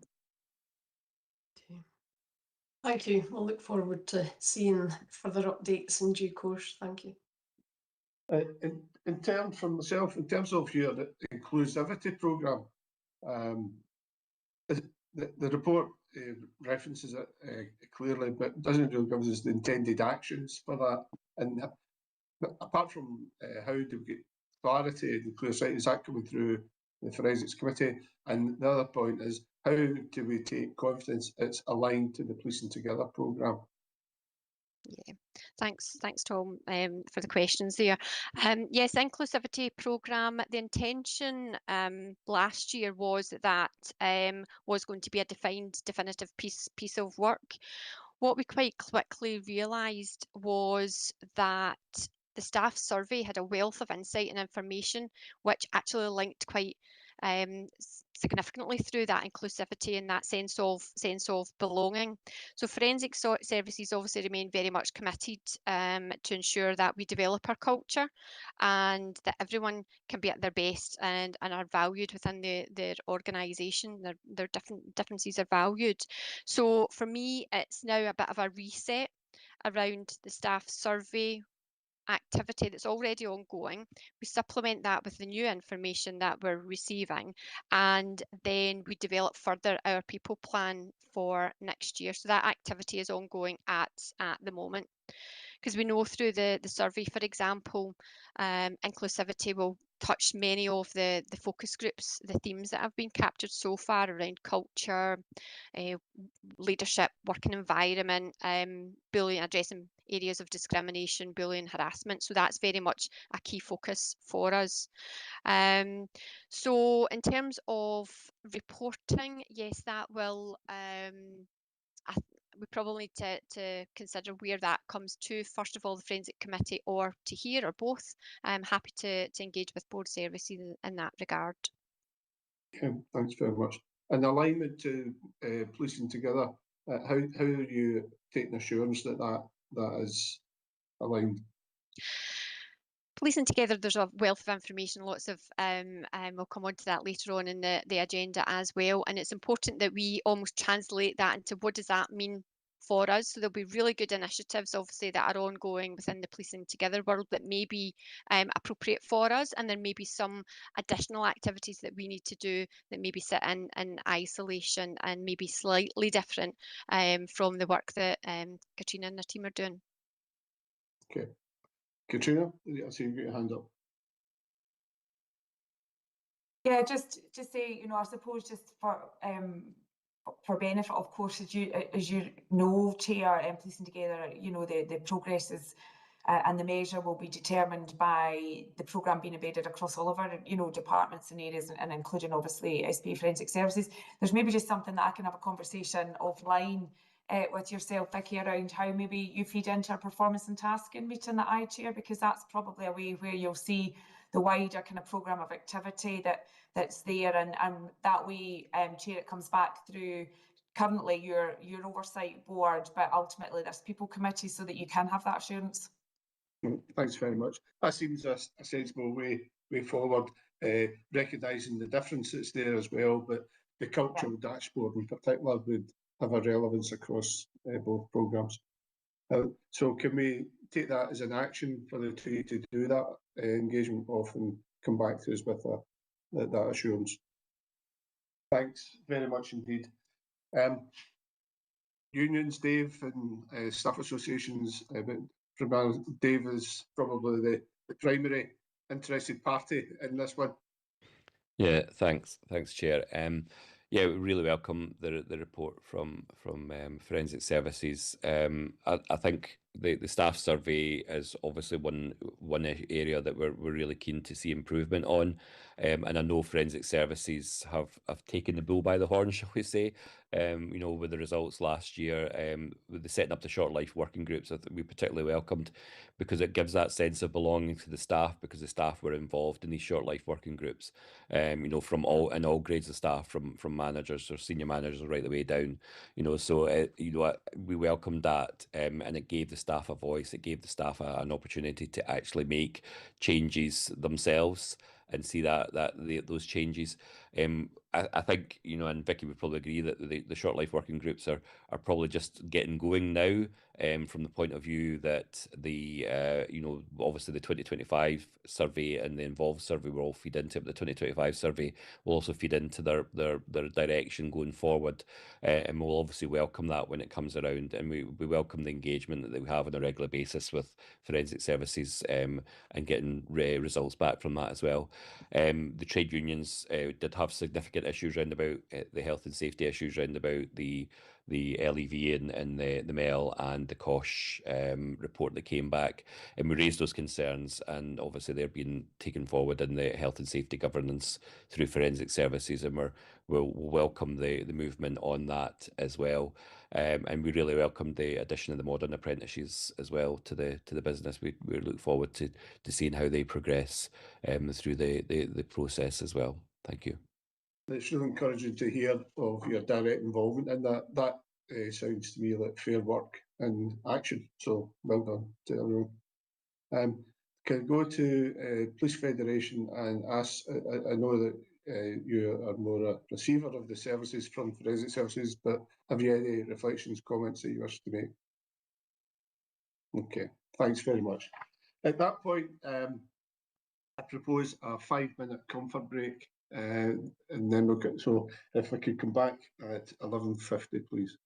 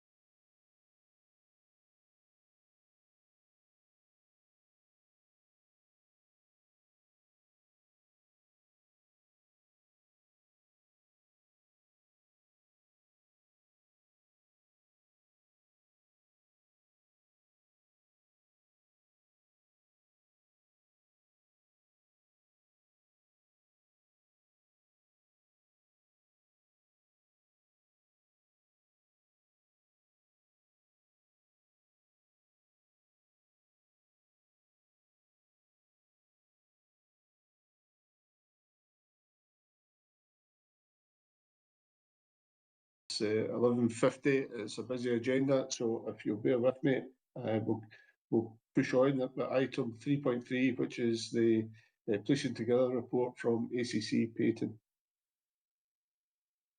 Thanks, Chair. I suppose just a couple of things that I'd want to say by way of introduction, then leave sufficient time for any questioning.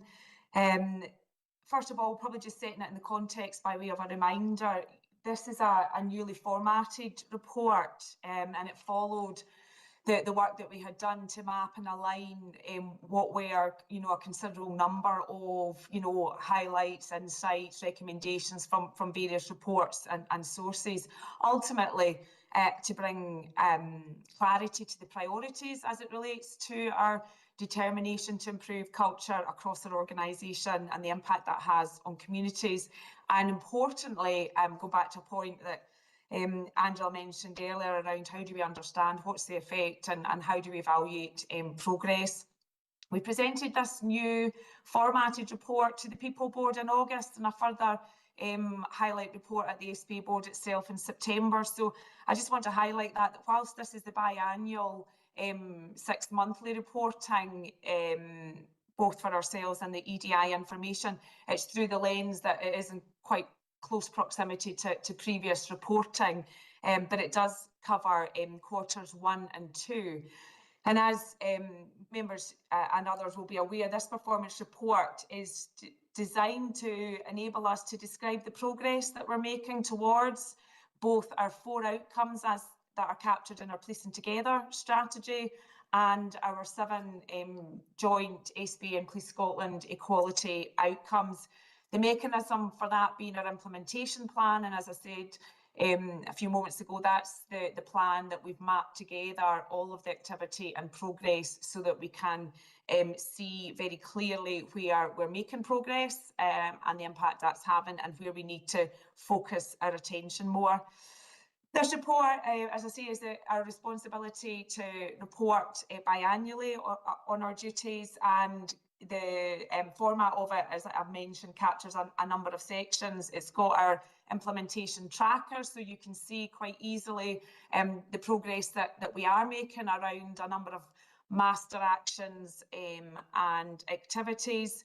And then in this report for quarter 1 and 2, we've drawn out 5 kind of exception reports, which I don't intend to go into in any great detail, but they capture areas of work that have been ongoing as a result of the combination of both qualitative and quantitative data to enable us to understand progress in key areas, both in relation to our equality outcomes, linked to colleague support, linked to representation and colleague voice, and violence against women and girls, and some of our own master actions as part of the implementation plan, one in particular in relation to policy review. I'm happy to take any questions. I suppose, if anything, from that exception area, the only part I would draw out probably links to the question you had earlier, Angela, about promotions. And I think, it shows the richness of the information, the data that we now have as a result of the culture dashboard, particularly as it links to Black and minority ethnic colleagues and proportionality of colleagues in promoted posts. And again, it links back to some things around, as the DCC mentioned, on average it takes 14 years for staff to be promoted to sergeant, but the average length of service for our Black and minority ethnic colleagues is just over 10 years. So, as we're starting to make improvements in our representation, we're still, in a position of historical context where, our representation across protected characteristics was previously and historically lower. So the report draws out some of our progress around those key areas, and then in particular towards the end we've captured the matrix that come from that culture dashboard. So it's 18 areas, 19 areas that we are using to ask a number of key questions, again all of them aligned to our Policing Together outcomes that help us understand, are we making progress towards improvement in key areas. And it also captures the 18 workforce survey questions that again help us to understand how our staff feel. They were presented for the first time at the Policing Together Oversight Board, so they're very much a work in progress. The reason why I wanted to highlight that was because at the last People Board, the committee were really keen to see that presentation of information that shows the progress. So it's just to give you the confidence that, you know, we're identifying those suites of metrics, and that we will be able to continue to report them to you and present them to you in a way that indicates progress or otherwise. And my intention, therefore, wasn't to go into any details, just to hand over to Nikki just around the EDI information, because that wasn't obviously at the last meeting in August, and then that way we can pause and take any questions, Chair. That's ideal. Can we go straight over to yourself, Nikki, at this point? Yeah, it's just a quick reminder that our public sector equality duty, Chair, you're aware, means that we have to do a statistical report. And that is obviously the monitoring information for last financial years that's attached as well for members' awareness, and so as we've got it into the public domain. So it's just to remind why it's so statistically based. Right, thanks very much. Any other points to be made at this time? Colleagues, just for background, it's agreed at the full board that the work of the Policing Together Oversight Group will become mainstreamed through this committee after the final meeting of that group, which is scheduled for early March. So this will be regular reporting to this committee going forward as the main point for the Policing Together programme.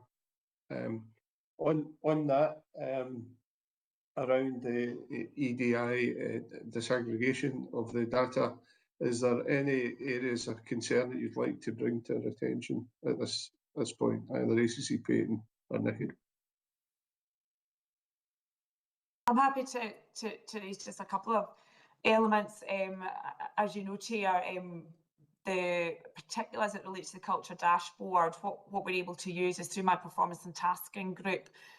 We have our analysts do a lot of work in the background to help us understand the disaggregated data that sits within. So whilst we're pulling together information in our dashboard, it comes from grievances, complaints, surveys, internal and external, a whole range of workforce demographics that allows us to do that deep dive.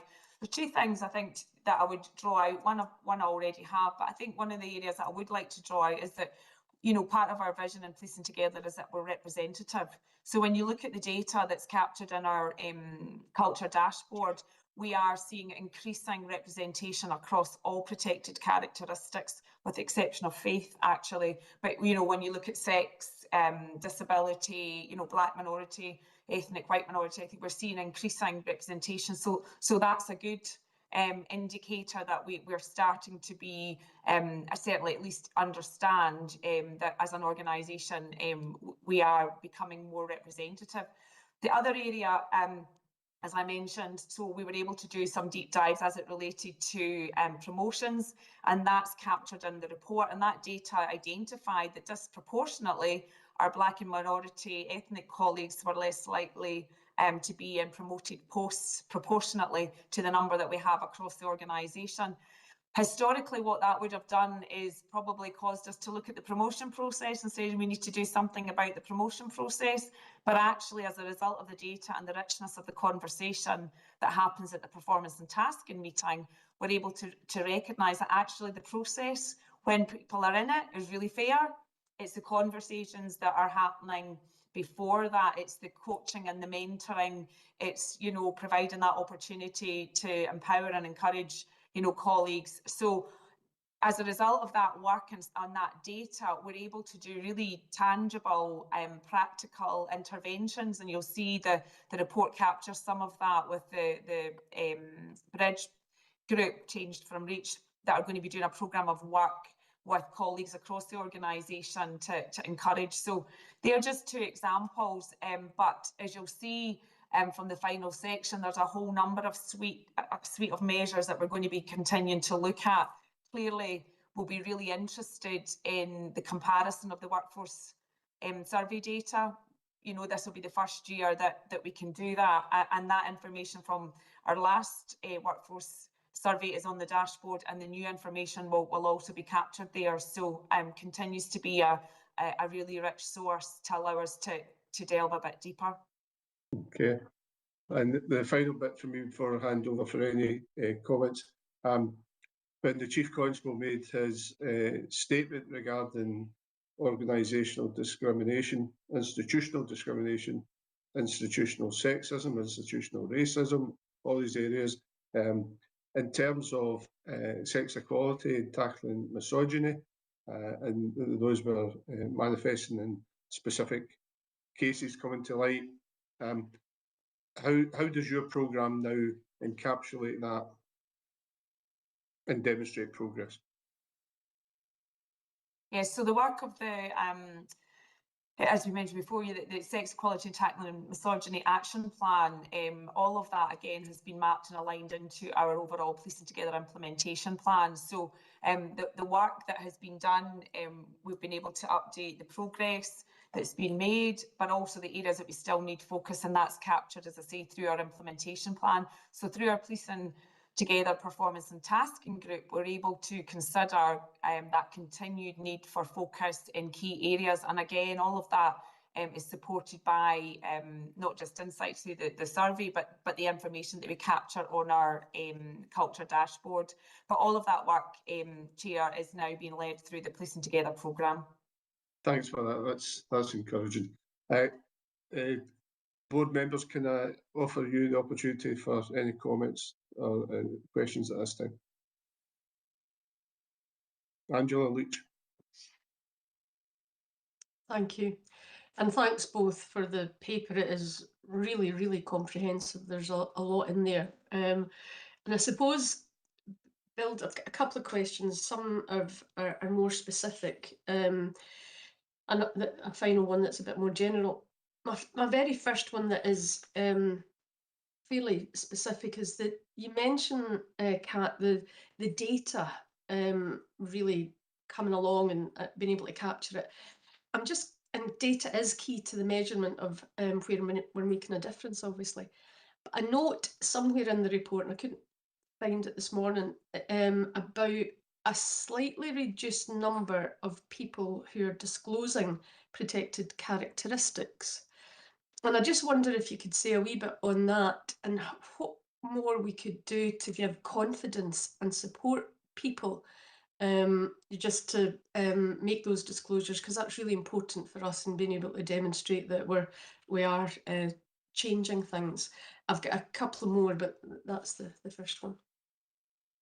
So just on that one, I think and it might be the way it's presented, Angela, it's what we are seeing and why it's encouraging is it was a reduction in those choosing not to disclose. So actually what that demonstrates to us is they've got more confidence to identify whatever, you know, the protected characteristic might mean. And what we're seeing is that we're seeing that trend reducing over years, which gives us the confidence about, the confidence that people have to report. Okay, I've read that wrongly, so apologies for that, but thank you. The other ones were on the dashboard where you've got your RAG rating. I just wondered if you could pick out for us, some of them are green, some are amber, but it would be useful to get an idea of how far away we are on those that are amber from the targeted timescale that we had in mind for actually seeing some progress or some changes. And I suppose related to that is, where are the areas that you're most encouraged that things are moving along as you would like to see them? Thanks. And I guess, I suppose, a couple of things around the timescale. So the fact that we've got a couple of them already, as you see, that we're very much on track and closing. The others, you'll see, vary in terms of the action. Some are midway through, some are ongoing, but all very much heading towards the timescales that we've set ourselves. I guess if you look at the Policing Together strategy, we've got 4 key outcomes, and the question often is, well, will we ever be there? Will we ever be in the position where we say that, you know, we're an anti-racist, anti-discriminatory organisation?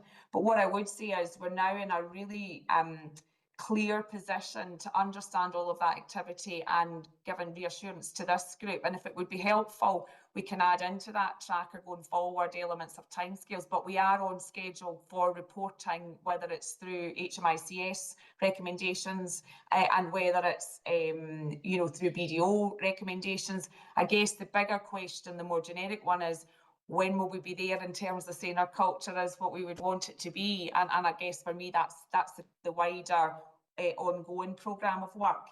Where I would say, Angela, the greatest, I suppose, traction and benefit has, to be honest, at this stage, has been strategically. So it is first and foremost that we've acknowledged where we are as an organisation publicly. That hasn't just been in isolation, that has been supported by resources. So I think that ongoing commitment at a strategic level to invest resources and maintain this as a priority, very much a priority within our Vision 2030, that then has also translated into the prioritisation of both processes and systems that help us understand impact and understand the question that you've asked there around how do we know if we're making progress. So the focus around the work that Kevin and his team are doing around our wider surveying and the work, as I've mentioned already, the culture dashboard. And what I would say is that the culture dashboard in and of itself is really groundbreaking across, you know, policing, you know, PLC. So all of that gives us a better understanding. And I've often reflected on what Victor Alisi, our strategic advisor, has mentioned, that, you know, to be, you know, anti-racist and anti-discriminatory means that we're always in the best position to ask the question why. And I think it's bringing all of that together. We are in a far better position now to be able to ask the question, why are we seeing disproportionality? Why are we seeing improvement? Why are we not seeing improvement? And as we go forward, I would hope that a lot of the other activity, as it starts to come online and be embedded more fully, we'll see that permeating across not just our organisation, but the impact that that has on our communities.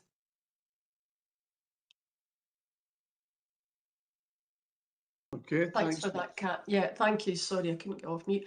And it would be good to see some of the timelines, just so that we can see, yeah, if we're on track, then that's even better. But thank you.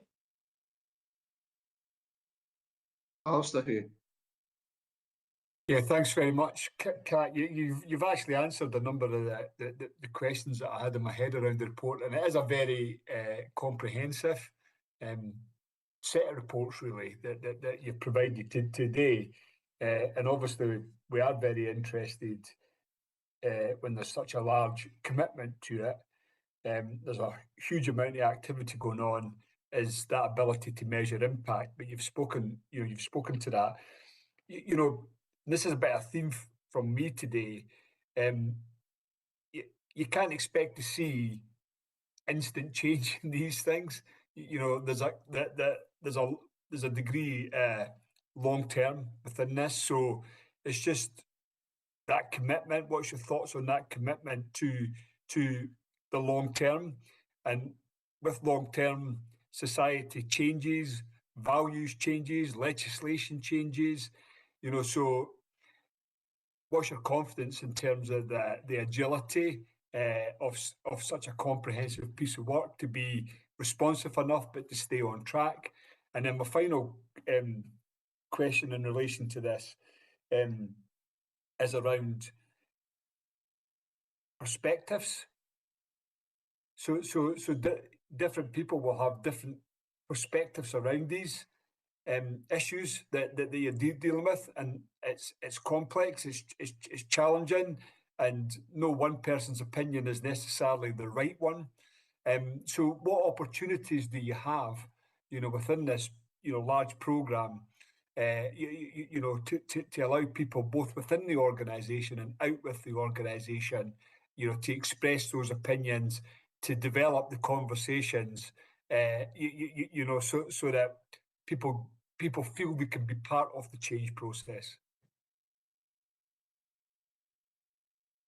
Two really good questions, Alistair. I suppose, you know, thinking of the first one around the confidence to stay on track, you know, what is my confidence? Well, of course, first and foremost, the Chief has made that commitment in our Vision 2030.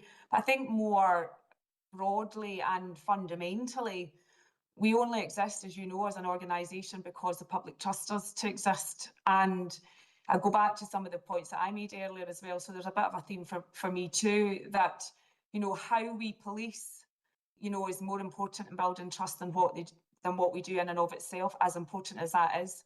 You know, the public tell us that being professional, reliable, caring and empathetic. Our staff tell us that feeling valued and belonging, you know, matters to them. So whilst deterring crime locally is important, it's not number one on the list of what it means to build trust. Therefore, I guess my point would be we can't not focus on this. So it is a commitment, and I guess, you know, the success isn't just that we've got, you know, chief officer and resources invested. Success will be when everybody in the organisation recognises their responsibility and we have confidence that truly our focus is about how we make people feel about policing, whilst we continue to do all the important things that we do day in and day out. But I certainly would have absolute confidence that we have the right level of support, and we do certainly need the patience and perseverance now to see things through.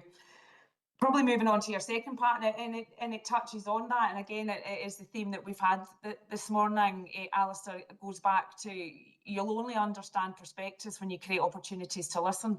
So all of it goes back to how we are providing the opportunity for our staff and our communities to engage with us.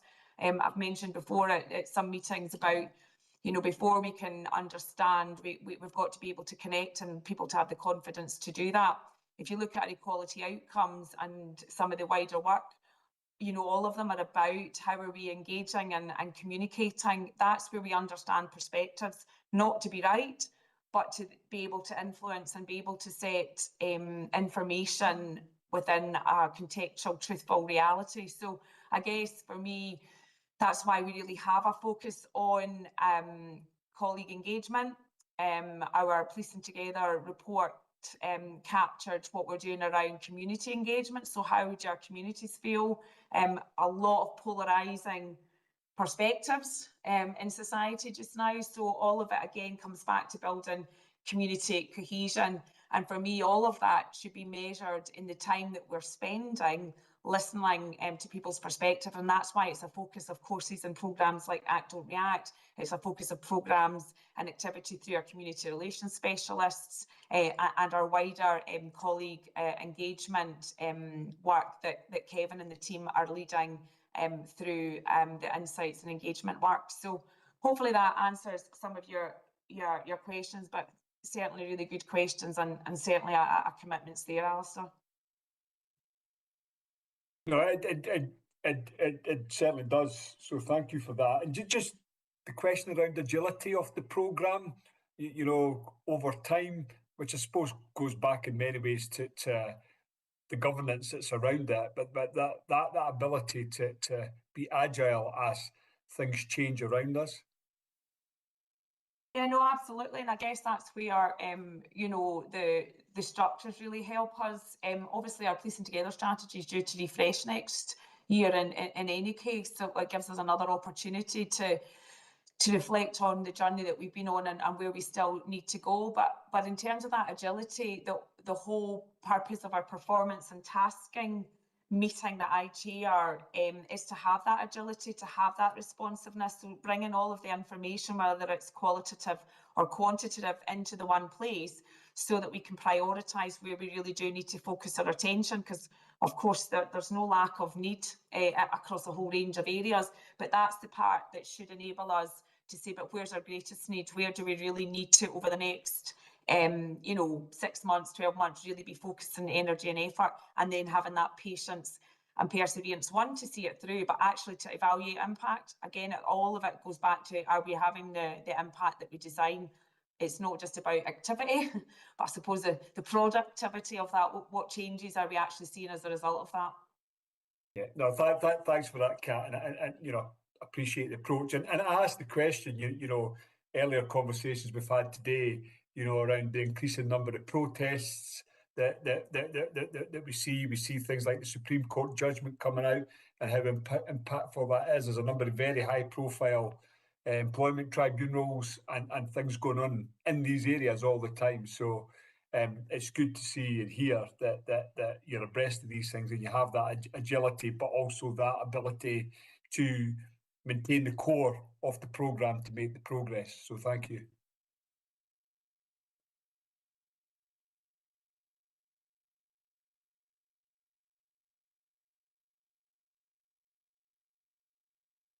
Chair, you're on mute just now.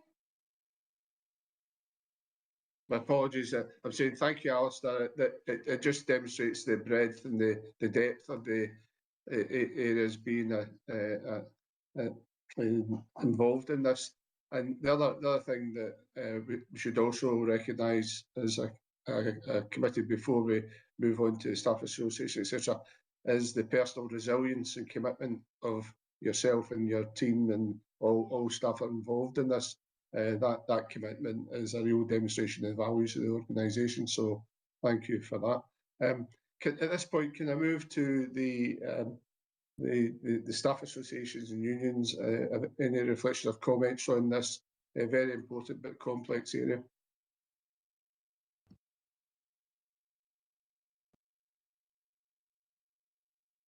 Stuart Carroll, can I come to you first? Thanks, Chair. A really helpful and detailed report. I suppose if that's the quality of report we can produce, maybe that's what we're looking for in some other aspects we've spoken about earlier. You know, a lot of detail.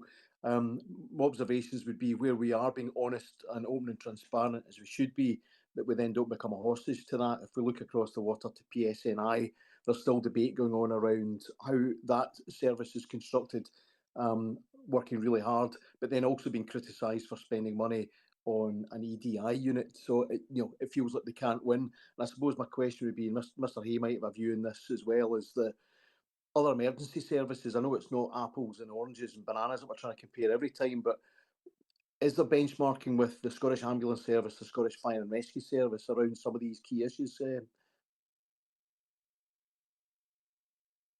ACC, can you? Yeah, absolutely. And not just other emergency services, other criminal justice and you know, kind of wider NPCC. I think I go back to your original point, Stuart. I do truly believe that as a result of our public acknowledgement, we've been able to move a good bit further forward. So a lot of the work that we are doing is pretty much in the groundbreaking space. But certainly we do, through our Blue Light Collaboration and other groups in NPCC, we're able to share best practice. NPCC recently circulated an update template for their, you know, equality and culture strategy. And again, we're highlighting and showcasing some of the good work there. But of course, as all of that is pulled together, we'll also be able to look and continue to benchmark and see where else could we start to see some of the you know, improvements in our area. So yeah, benchmarking is very important, but I would say, and not just in policing, across, you know, public sector, policing is quite a number of steps ahead. Okay, thanks for that. I'm conscious of the timing in terms of the amount of business we've got to go through. So the paper's there, it's extensive. But well, benchmarking is really important. There's no doubt when we see the likes of within the Police Together work streams, the cultural dashboard, for example, being an exemplar of providing us with that data. You've referenced it yourself, Stuart, there. It gives you the ability to report like that. We must maintain the focus on ourselves, you know, because others are not as good is not a reason for us not to be doing what we're doing. So I really understand what you're saying. I agree with that. But for this organisation, we must focus on ourselves and what we're doing. But you're right, in terms of benchmarking, it doesn't cause us any areas of concern that we're not doing the right things and that we're not making progress at this stage. But it's a big journey. Okay, and that can we move on to the next item, is 3.4, is the biannual joint thematic report on leadership, talent and learning and from training and development. I know we've got 2 inputs into this, Ethna Graham, the Head of Organisation Development, and I believe it's Chief Superintendent Louise Harvey from LTD. Who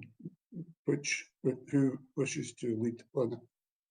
I'm going to chair. I'm going to Right. start off and then hand over to Ethna. So thank you, Chair, and good afternoon, everyone.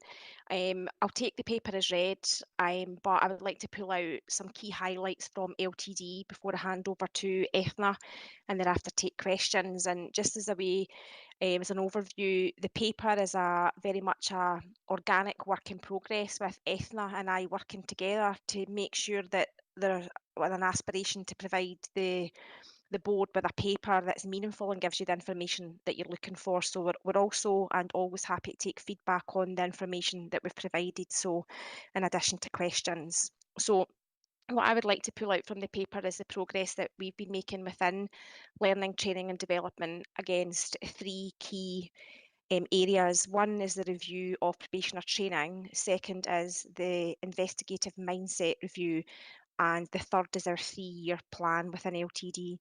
So if I start with the review of probationer training, what we're doing, and we saw and were granted approval at recent boards governance within Police Scotland to give probationers 18 weeks of training before they're operationally deployed. So that's an increase in 2 weeks before they will actually hit their local policing areas. There's a number of reasons for that, but one of the key reasons was feedback that we were getting from probationers in respect of the course volume and the feedback from local policing in respect of improving operational readiness. So what we're updating and reviewed, we've set up an oversight group and there's a training needs analysis on the go just now being led by Superintendent Duncan. We're updating the course content in recognition of current challenges and aligning to strategic priorities. We're putting in an opportunity not just to examine what we teach, but how we teach it. So we're moving to a more practical, contextualised learning element. So we're looking at having scenarios that combine OST, crime scene management, statement taking, reporting, and direct measures, including giving evidence in court, so that we're doing that almost cradle to grave of what a probationer may expect when they're at an incident, and taking them through it and linking in all the legal aspects of it and the law and legislation there as well. We're also integrating some recent IT developments into the practical elements of the course, such as body-worn video and desk, so that officers, the first thing they're doing when they're not at division is having to be taught how to do that. They're all ready, they've got their IT, they're set up on their devices, and they're ready to operate as soon as they hit the street. We're also, hopefully, and this ties in with our investigative mindset aspect, integrating the triple ISC, that's our basic investigators course. We want to incorporate elements of that into the probationer training, so how probationers deal with witnesses, suspects, investigate crime and support victims is much improved as to what it is at the moment. So we're giving them a detective level, an introduction to a detective level interview skill set for when they're dealing with witnesses and suspects. We're also looking during that time to improve fitness standards and provide better wellbeing support, and also having an opportunity to review how we assess the course to reflect a better balance between theoretical learning and practical application. So at the moment, the final exam is a theoretical learning based on, and it's a pass or fail. We are aiming to include practical application into that, so that there's a wider base for pass or fail within probationer training. It's based on a lot more than someone's ability to pass an exam, which is important as it is, so is all the practical skills and elements that an officer would bring to our job as well. And finally, on that one, the probationer training, we're reviewing that alongside our tutor constable course to ensure that we maximise the support provided to everyone involved in the probationer journey. And how we're doing that is by working locally with divisional commanders, which we've done via a survey monkey to see exactly what they would like to see, that relationship between tutor constables and probationers when they arrive, the probationer arrives in division. So we're maximising the support provided to everyone. So that's the extension to probation, our initial training course at the moment. And then I'll just give you a brief overview on where we're at with our investigative mindset. So this was a key part for delivering the vision, so reshaping our training to make sure everyone's better, well trained and equipped. And several sources over the last year have highlighted we've had some challenge in how we embed an investigative mindset throughout the whole of policing. And part of that included we've moved a lot of our detective training to online learning, so e-learning. And the feedback we're getting and the evidence that we see is actually we need to reverse that and bring that back to a more practical focus and actually have people attending at training colleges, Jackton and Tullyallen, and delivering courses face to face where they've got real life examples and inputs being given to them by a number of experts in their fields. So that forms part of the full review that we're doing, including introducing a detective pathway. So there will be parity across Scotland as to how our detectives are introduced into their training. So a trainee detective constable programme will be equal across the country. It'll be the same entrance requirements, the same exam, same interview, and then they will thereafter get the same training. And then we will record that on their scope records as a specialism. So the team are looking at that just now. They're based at Jackton and they're linking in with our current detective training programme. And the last thing that I'll pull out will be our progress of the L&D, the Learning and Development 3-year plan, which at the moment our focus is on the priority remains focused on the protected learning time. So we've got our pilot running at the moment in A Division and within LTD itself. It's running from the 20th of October through to the 31st of January, where we're set aside time flexible on either side of their an officer's annual OST refresher.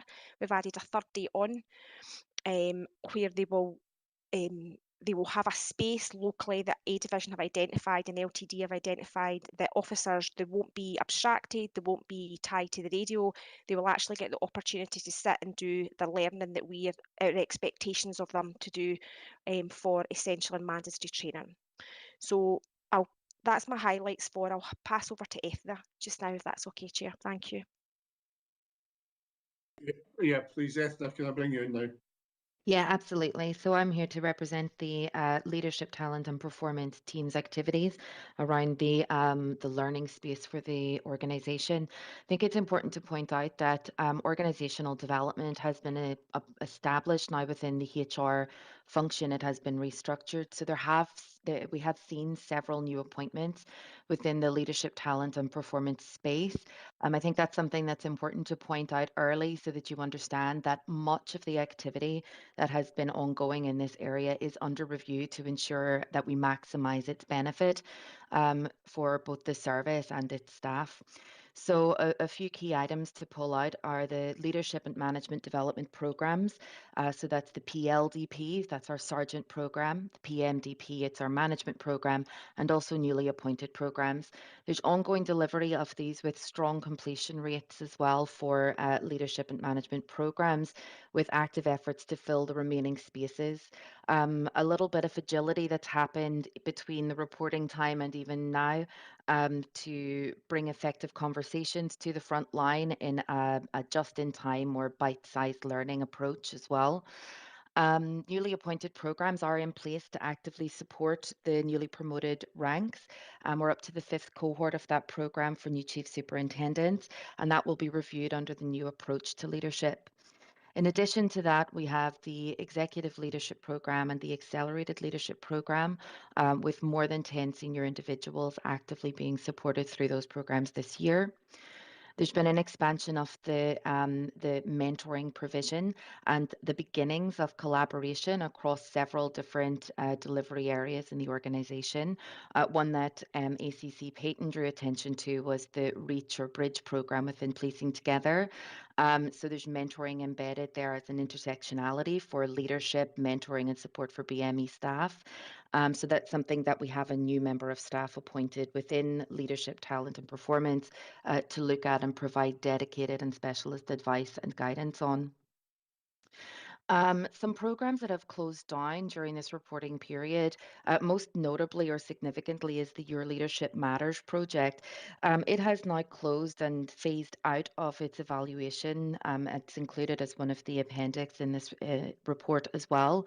But I want to provide some confidence and reassurance that the lessons from that program have not just been forgotten already. They're being used to inform the next phase of leadership approach, and to make sure that we're making the most use of the investment that has been made thus far.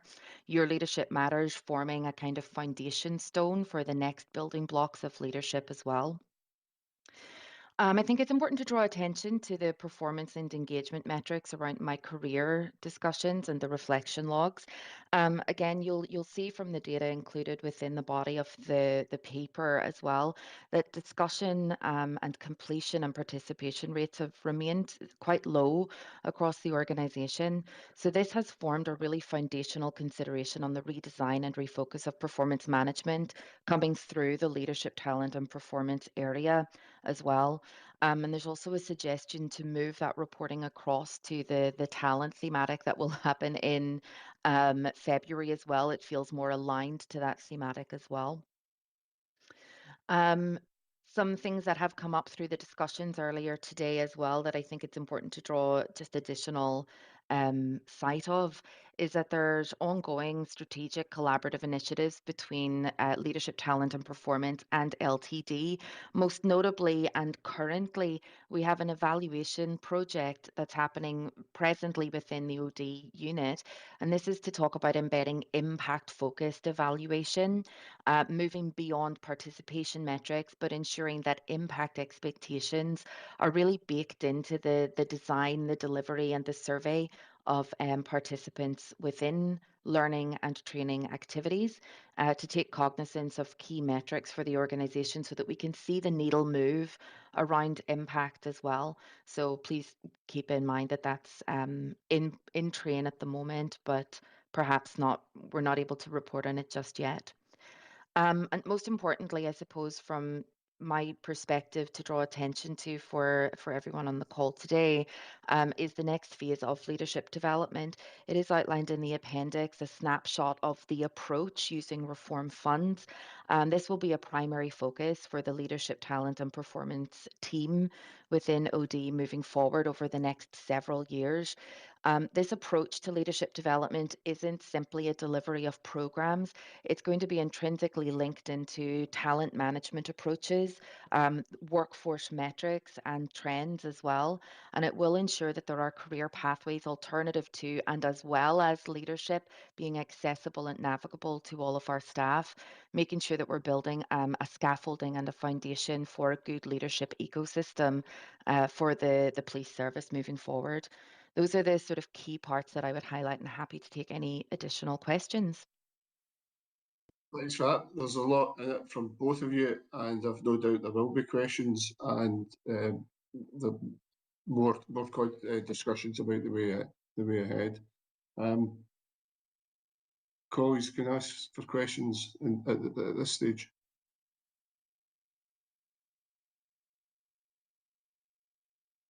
Can we go to Angela Leach first, please? Thanks, Tom. So thank you both. It is another really comprehensive report, and it's just good to see how much activity that there is going on in the learning and development field. There is a lot that we could go into. I think, Ethne, one of my questions was going to be about that impact. How do we know that we're making a difference? And you used a lovely expression about see the needle move, which I think is a great way of expressing it. So we certainly will look forward to seeing how that evolves over the next wee while. Just that impact expectations that you talked about, I think is really, really important, you know, for the individuals as well as the organisation. So that'll be good to hear. My question is really on the assessment of desk-based learning, which I appreciate is really important. But we all know that transferring that learning into the workforce, the workplace, can be challenging. There's a whole lot of different factors that come in. So I just wondered, in terms of, and you mentioned pass fail with probationers, less of an issue for this, but I'm just thinking as you go on and there's other types of training, how do you blend that the application of the learning with the learning itself to assess how things are actually moving on? And I suppose it's linked to my career or some form of some mechanism so that people are getting feedback on, you know, that worked well, you've really nailed that. The next time you're looking at this area, these are the areas that you perhaps need to focus in on. How does that work in practice?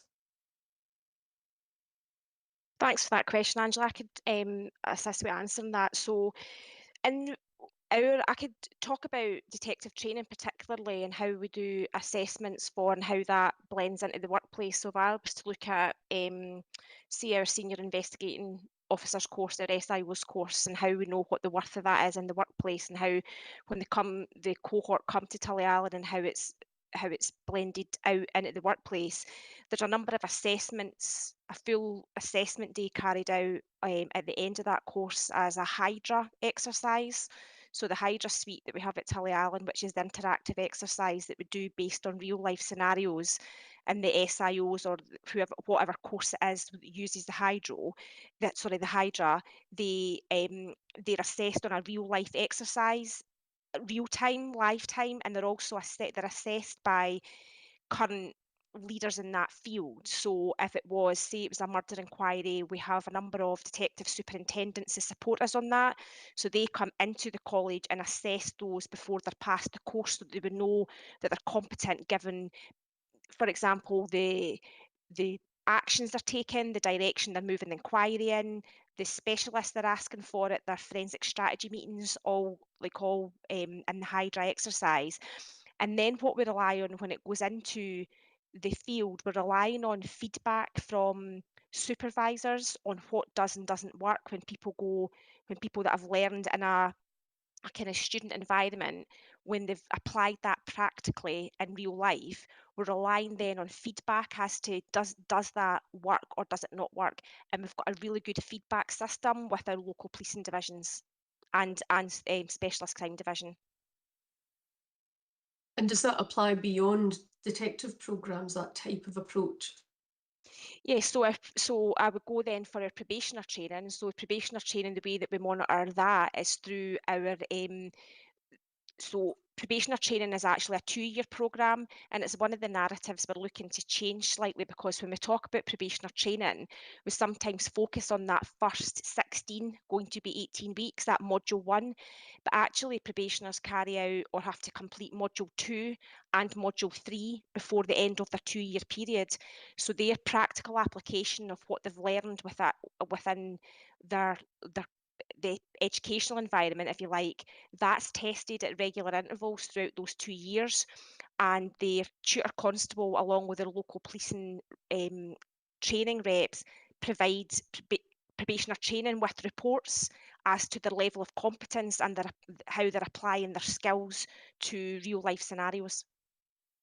Okay, thank you for that. I did one other, but I can't remember what it is, but I'll come back, I'll let others in. Thanks, Tom. No problem. Can we come to Alistair Hay just now?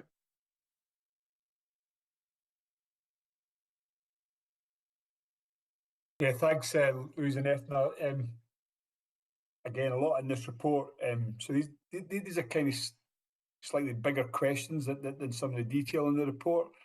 I think one of the things that would be quite helpful for me and perhaps others on the committee going forward is a kind of schematic of how, you know, from the point of entry into the service through to the point of exit from the service, how the potential of people are identified, how it is then developed around the themes of the technical professional areas, around leadership, around management, and how you transition to the next stages.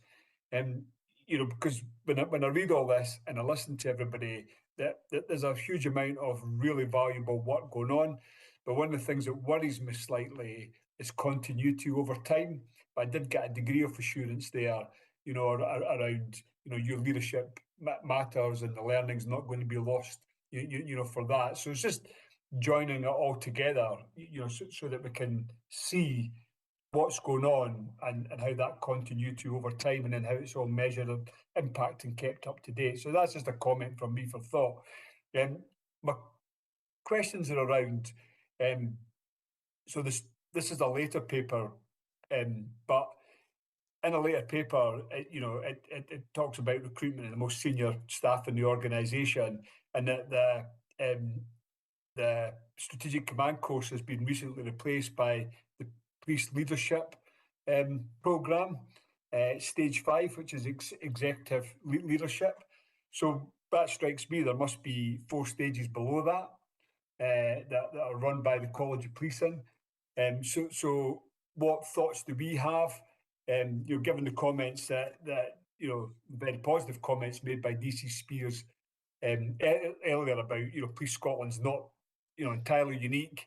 The invitation to the Chief Constable to join the board of the College of Policing. So I'm just wondering about that relationship and how we could perhaps link into that and make best value of it. And the other thing is just a thought around culture and exposure. We've got a well-established further and higher education infrastructure in Scotland. So how do we link into that and make best use of it as you develop these programmes and support people to achieve their full potential going forward? Thanks, Alistair. Yeah, to answer your first thought, you're absolutely right. Some kind of navigable, mapped process mapping or journey for colleagues is it's absolutely, it's aspirational, definitely, but it's something that let's say we can develop over time. It's not really as straightforward or as simple as just being able to produce it. But you're absolutely right. Being able to navigate your learning and your development of your career is about 90% of the challenge for most people engaging with it. So thank you for that. The second question around the College of Policing, yes, there have been ongoing and continuing conversations with the College of Policing through leadership, talent and performance. And you're quite right, there are stages 1 to 4 that are accessible as leadership programs essentially through the College of Policing. Again, not maybe for this forum, but there are some pros and cons with engaging with those programs over building them in-house. To bring back to the chair's point about investing in ourselves and thinking about ourselves as well, there are a large number of people involved within leadership, talent and performance who have credibility and specialisms to bring to these programs. And I think it's important for sustainability long term for the police service in Scotland that we have programs that feel uniquely like ours, but are benchmarked against and cognizant of good practice in that area as well. That's not to say that that relationship couldn't develop further and that we could purchase, let's say, off-the-shelf products. But for now, being really mindful of the culture that we exist within at the moment, I think it's important that we build something that feels uniquely ours. And the third point about further education and higher education establishment, at this early stage of building a leadership development portfolio and platform, certainly from my perspective, I come from the higher education sector and have engaged with my networks and my colleagues in that area to make sure that we are fulfilling our duties under good practice and ethics around what content we'll bring into leadership development. I have an ongoing conversation around the, again, pros and cons of accrediting leadership programs in comparison to accrediting them as a cultural practice. But at the moment, there are maybe 2 or 3 identifiable qualifications in leadership development, and they're not very closely aligned to the necessities within policing. But it's something that I'm happy to continue having a conversation about. Certainly in Louise's area, there's quality assurance that's much more closely aligned to the further education environment. I'm not sure if Louise wants to add anything further in there. Yeah, thanks, Ethna. So we work closely, the majority, and I don't have the figures to hand, of our LTD programmes are quality assured in line with the Scottish Qualifications Authority. And obviously discussed at this board before, our probationers enter into the modern apprenticeship and have to pass all the various milestones that includes before they can graduate after their 2 years. So we do have close links with SQA, and SQA actually come to us on a regular basis, our quality assurance team, to sit on some of the panels for other organisations. So our quality assurance lead will go as not an independent, but will go and provide advice if the SQA are reviewing another organisation. They will come to Police Scotland for a bit of support with sitting on a panel to look at the quality assurance of other establishments as well.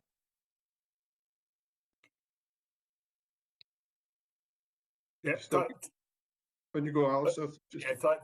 Thanks, Chair, and thank you to both. Yeah, the reassurance I was looking for is that these conversations are taking place, and clearly they are. And I appreciate that there are pros and cons in every approach that is taken, and striking the right balance to deliver value for money, whilst being an effective programme is key. So it's the conversations and that reassurance. So thank you. Good. Thanks very much. Paul, Edie, you've got your hand up. Yeah, can I ask about mentoring? I think it's 2.17. Is that only done by other police officers, or do you have external mentees? At present, there are no external mentees or mentors on this particular system. Mentors, I mean, not mentees, sorry. Yeah, that's all right, don't worry. And a long day. So. Actually, interestingly, we do have an external mentee, but that's more of an informal arrangement than it is on a formal one. We're lending support to colleagues within HMIC as well as SEMPER, and we have a very early conversation that we've had with forensics as well. But again, those are quite informal. At the moment, mentoring is internal and done through police officers and staff. We're investigating and exploring the opportunity of sort of acquiring a mentoring system that provides safeguarding and continuity around matching and practice as well. So this is something that's really, it's a sort of a passion project of mine, to be honest. I really believe in the power of mentoring as an organizational learning opportunity for staff up and down the channels within any organization. So I hope that answers your question. It does, but where I'm coming from is, because if it's just internal, I think might be a missed opportunity, because an external mentor could give officers an insight into a whole load of other things. I particularly look at the governance level that, you might end up with the way it's always been done before, rather than necessarily the most up-to-date thinking. So yeah, it's avoiding groupthink and tunnel vision is where I'm coming from. You're 100% right. Yeah, the benefits of having external mentors is sort of widely reported on. At the moment, we simply don't have the structure in place in order to support it, but it is something that can be developed. Certainly for executive leadership level, it's important to get mentorship perspectives and experiences from other sectors as well as other organizations. So yeah, 100% in the mix. Yeah, I'll just correct you on something. I've never been 100% right on anything. So thank you. Thank you. Right, so can you bring in DCC Spears at the moment? Yeah, just wanted to bring a little bit of point of clarity to Paul's question. We actually do have an external mentor programme for executive officers, and a number of them are on that. And at this time, it's presented at that level. I think what I would also highlight, Paul, in addition to that, we have a support programme for those who are looking at the executive leadership programme. So superintendents and chief superintendents who are progressed towards the executive leadership programme and the assessment centres get external support, and that, in my view, works really well. Whether in the future we can extend that to middle managers is something we can explore, but it does exist for executive officers. Great, thank you. Can a couple of points from myself, if you don't mind. In terms of the accelerated leadership pathway, there was in the papers reference to an evaluation of the plan during October. But we obviously don't have an update in that year. In terms of the evaluation of that, is there any updates?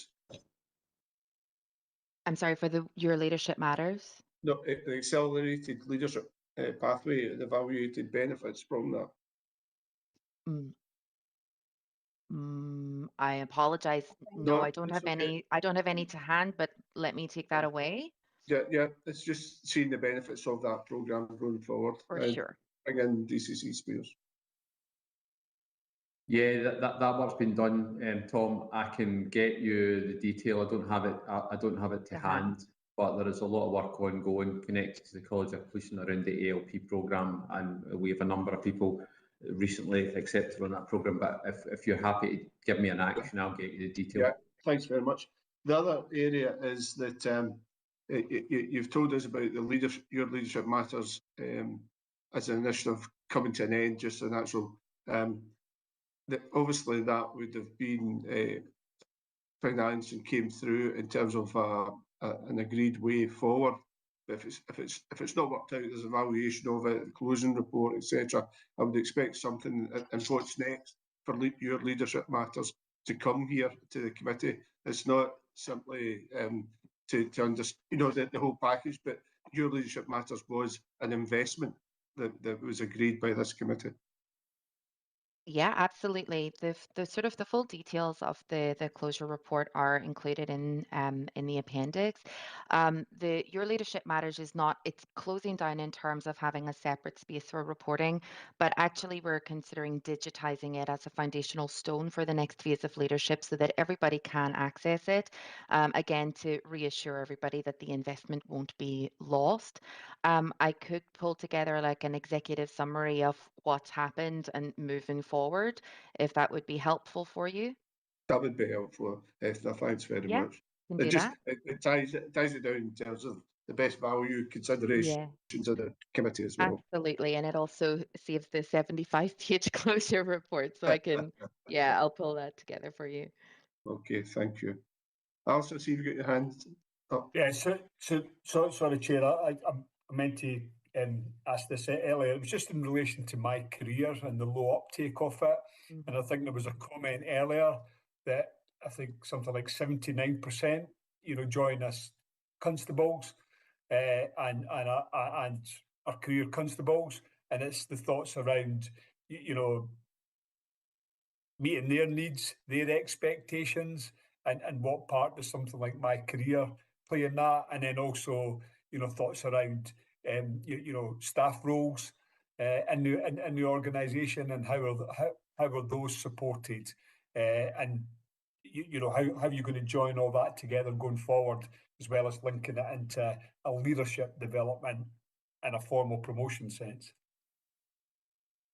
Yeah, that's really going to form a lot of the work around the approach to performance management. Again, I had mentioned it just within the body of this, but performance management metrics, I believe, will probably align more cleanly with a talent thematic that's due in February, because they are really intrinsically linked together, rather than something that's just to do with learning as well.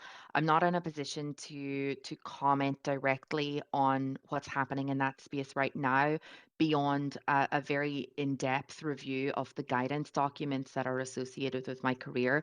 But in terms of tangible activity in that area, it's not really something that's ready for reporting. But again, under consideration. Thanks, Ethna. No doubt we'll get that report when it's available. In February, yeah. Okay. Can I come to ACC, DCC Spears before I go to Angela, as I would imagine it's going to sort of further inform that discussion. Yeah, thanks, Tom. We've had a lot of dialogue at the People Board around the use of my career, and appraisal systems within policing has been a hot topic for as long as I can remember, and you probably can remember it as well. What's been really apparent to us is just the correlation between my career as a tool and then promotion processes. More recently, we successfully piloted in the Chief Inspector process disconnecting my career from applications for promotion, because to Alistair's statistical point, what happens is if you're interested in career progression, you get really engaged with my career. Whereas we see my career should be much more about the lateral development, both officers and staff.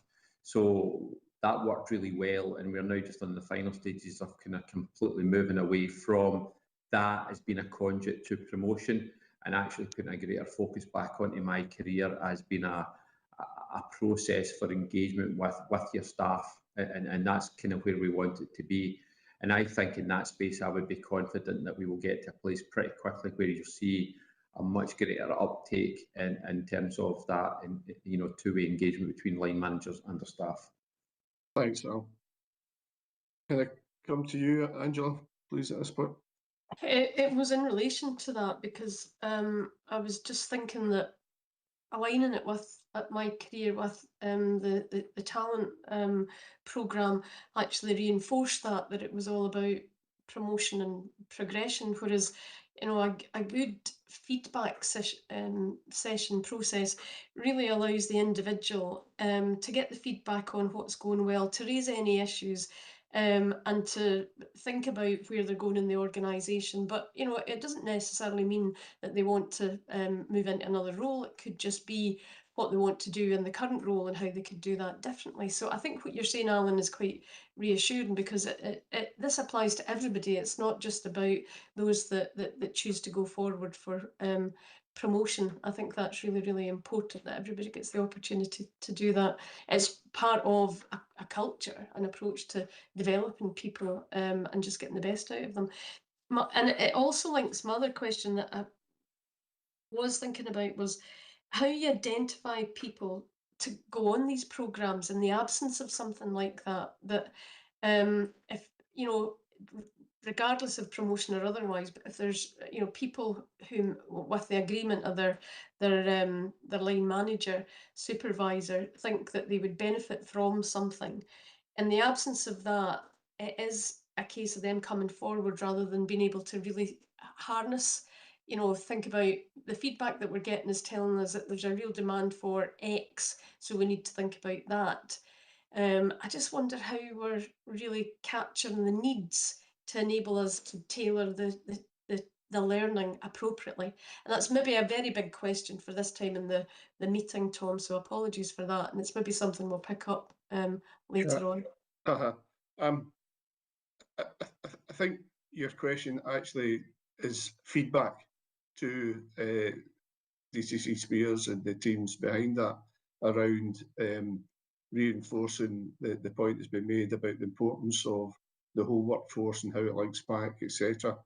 And interest in the time of the meeting, because we're starting to run way behind. My proposal is that we leave that as a feedback. I mean, the final bit before I go to the real interest in this from the staff associations, etc., is that just the conversations and the questions here show you how complex this and how it's actually in some ways in transition, and it's moving from systems that have always been into developing new systems, etc. And it would benefit from an overall strategy refresh across it and the plans and how it joins up, so that we see how all these areas come together. I think that's something that will no doubt develop in the future. Can I offer it to the unions and staff associations just now, recognising what I've said there about the complexity in the areas that at this committee we need to keep it at a high level, if you don't mind, Brian, when you go. Yeah, thanks, Chair. Totally support the comments of the DCC. It's something we've been saying from the very outset, because that's the thread of welfare, the thread goes through everything. So you can look at continuous professional development, also address any welfare issues at the coalface, if you want to put it that way, and that makes you then have an organisation that's proactive in all its aspects of welfare and development. Thanks for that. And Dave Ferguson from Unison. Yeah, thanks, Chair. Just reiterate again the issue around about my career. What we do really welcome is that protected training time pilot for staff and officers as well. I think that's going to be really, really important going forward. My career has not really been uptaken by the staff, and it should really be seen as a tool for them to develop within their career and not necessarily linked to promotion and looking for an alternative job, but a means of just getting more out of their actual work life. And as Angela said, it's an opportunity to have those one-to-one discussions with their managers, especially around about issues like well-being and how they're getting on in their work environment. Thank you. Thanks, Dave. I think that's aligned to what Angela was saying in the DCC as well. Stuart? Thanks, Chair. Support the comments of Brian and Dave. I would add we get very good engagement from Ethna and Louise and her team. Really pleased to see Superintendent Stephen Duncan being responsible for probationary training. That's, I think, an investment with the service into a really important area. And last thing, I know that Forth Valley Division now has a divisional training sergeant post. I don't think it's quite back to the future. I just think, again, it's a good investment in the importance of training at that local level, and some of the things that we've heard about protected time, but also supported protected time for learning. Thank you. Yeah, there's no doubt that local policing development that's ongoing and Forth Valley will have relevance across the whole organisation. So thanks to everyone on that. Can I move on then to item 3.5, which is the update in the people strategy for the mid-year? Nikki Page. Thank you, Chair. And this is the mid-year progress update against both the people strategy and the strategic workforce plan. We have sought to kind of streamline this and make it more kind of thematic in reporting. So hopefully that will help everybody.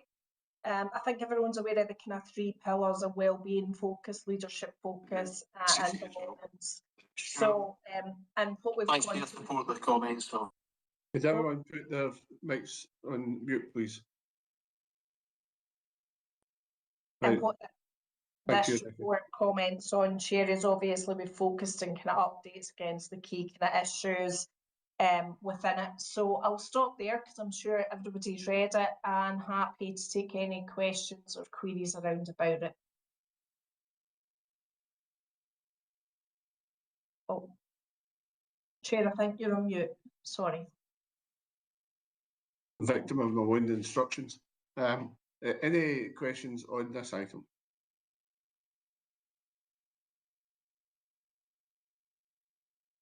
Okay. There's no doubt that we understand that the complexity of us working towards a strategic workforce plan is still ongoing as well, and that progress is going to be really important in terms of the future reporting to the actual committee here and what's on track, what's not on track. And in relation to that mid-year update, is there anything from the staff associations or the unions? Okay, so we note that update. 3.6 is the quarterly strategic workforce plan report from organisational design and capacity creation from Ethna. You've got a starring role in this committee today. Apparently so. Yeah, so again, just I'll take the paper as read. It's a fairly short and concise paper. Just some things. So what has happened? Obviously, we've implemented our strategic workforce plan and Vision 2030 business plan. The idea here is to shift away from isolated projects to a connected system-wide approach to workforce planning. Pardon me. The schematic is included in Appendix 1, and just for the visuals amongst us, this illustrates the vast array of projects that are currently in progress that have a very specific and direct impact on the strategic workforce plan. So it's just a visual understanding of all of the parts on the board at the moment. Some of the key activities do include piloting new policing models, rolling out flexible shift patterns, and a tactical group to maximise frontline capacity as well. Some of the things that I think thematically again around this that are working really well is that there is increasing collaboration across teams and functions that's starting to create and generate a more consistent and connected approach to how we design our workforce strategies and how we design our workforce projects as well. So this is really moving towards a joined up approach on these projects and shared principles as well. There's a real push towards governance structures with senior leadership oversight to make sure that there's alignment with aims and accountability for outcomes as well.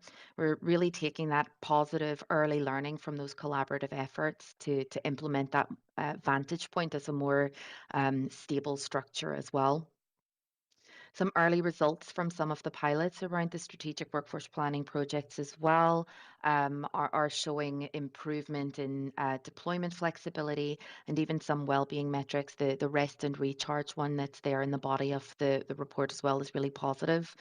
But for the purposes of this committee, the most important two elements to draw out really are that the next steps are to establish a central design authority. The hope here is to unify the governance, to provide oversight, and to ensure that all of those different workforce initiatives are strategically aligned and benefit from that vantage point. Within that, we can define really strategic workforce priorities and develop shared metrics and a shared identity around strategic workforce planning projects and understanding about where resources can go and will go.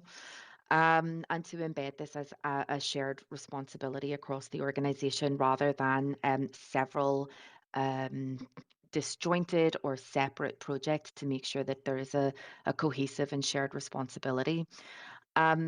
I think, again, sort of some of the key challenges within this area are about integrating the data across the several different systems to make sure that decision making is informed and robust, and to ensure that clear governance is there to avoid duplication or any kind of fragmentation as well with the approach. And also the timelines. This is something that has come up in several of the different papers discussed today. It's the idea that strategic workforce planning doesn't do massive needle shifts between 1 month and another, that actually this is a slow burn. It's a slow and steady progress kind of a project and undertaking. But I'm happy to pause there and take any questions or reflections. If that's really helpful, can I offer it for questions just now? A question for myself is that when we started in this journey, it was really challenging to find a great example of the plan elsewhere. Everybody was talking about these strategic workforce plans, and you know, developing it was quite a challenge. Have you any sense of if we were to benchmark our workforce plan with it elsewhere, where we would be standing? I do and I don't. I have some sense of where strategic workforce planning is certainly in private sector. There's a huge amount of agility within private sector, within the strategic workforce planning that they have there. So I have a real sense that many of the projects that we have underway at the moment in order to improve the workforce agility that we have in Police Scotland are maybe a little bit behind, but it's a very considered approach. And I think that with the establishment of a really clean governance structure, that the decision making might be a hard conversation in the beginning, but it'll smooth out and make more clean the decision making moving forward. I'm going to bring in Nikki here as well because she was around when it was written as well. Chair, I think you'll recall we kind of went down that kind of NHS kind of strategic route before, so we had done a lot of work in kind of comparing in that space.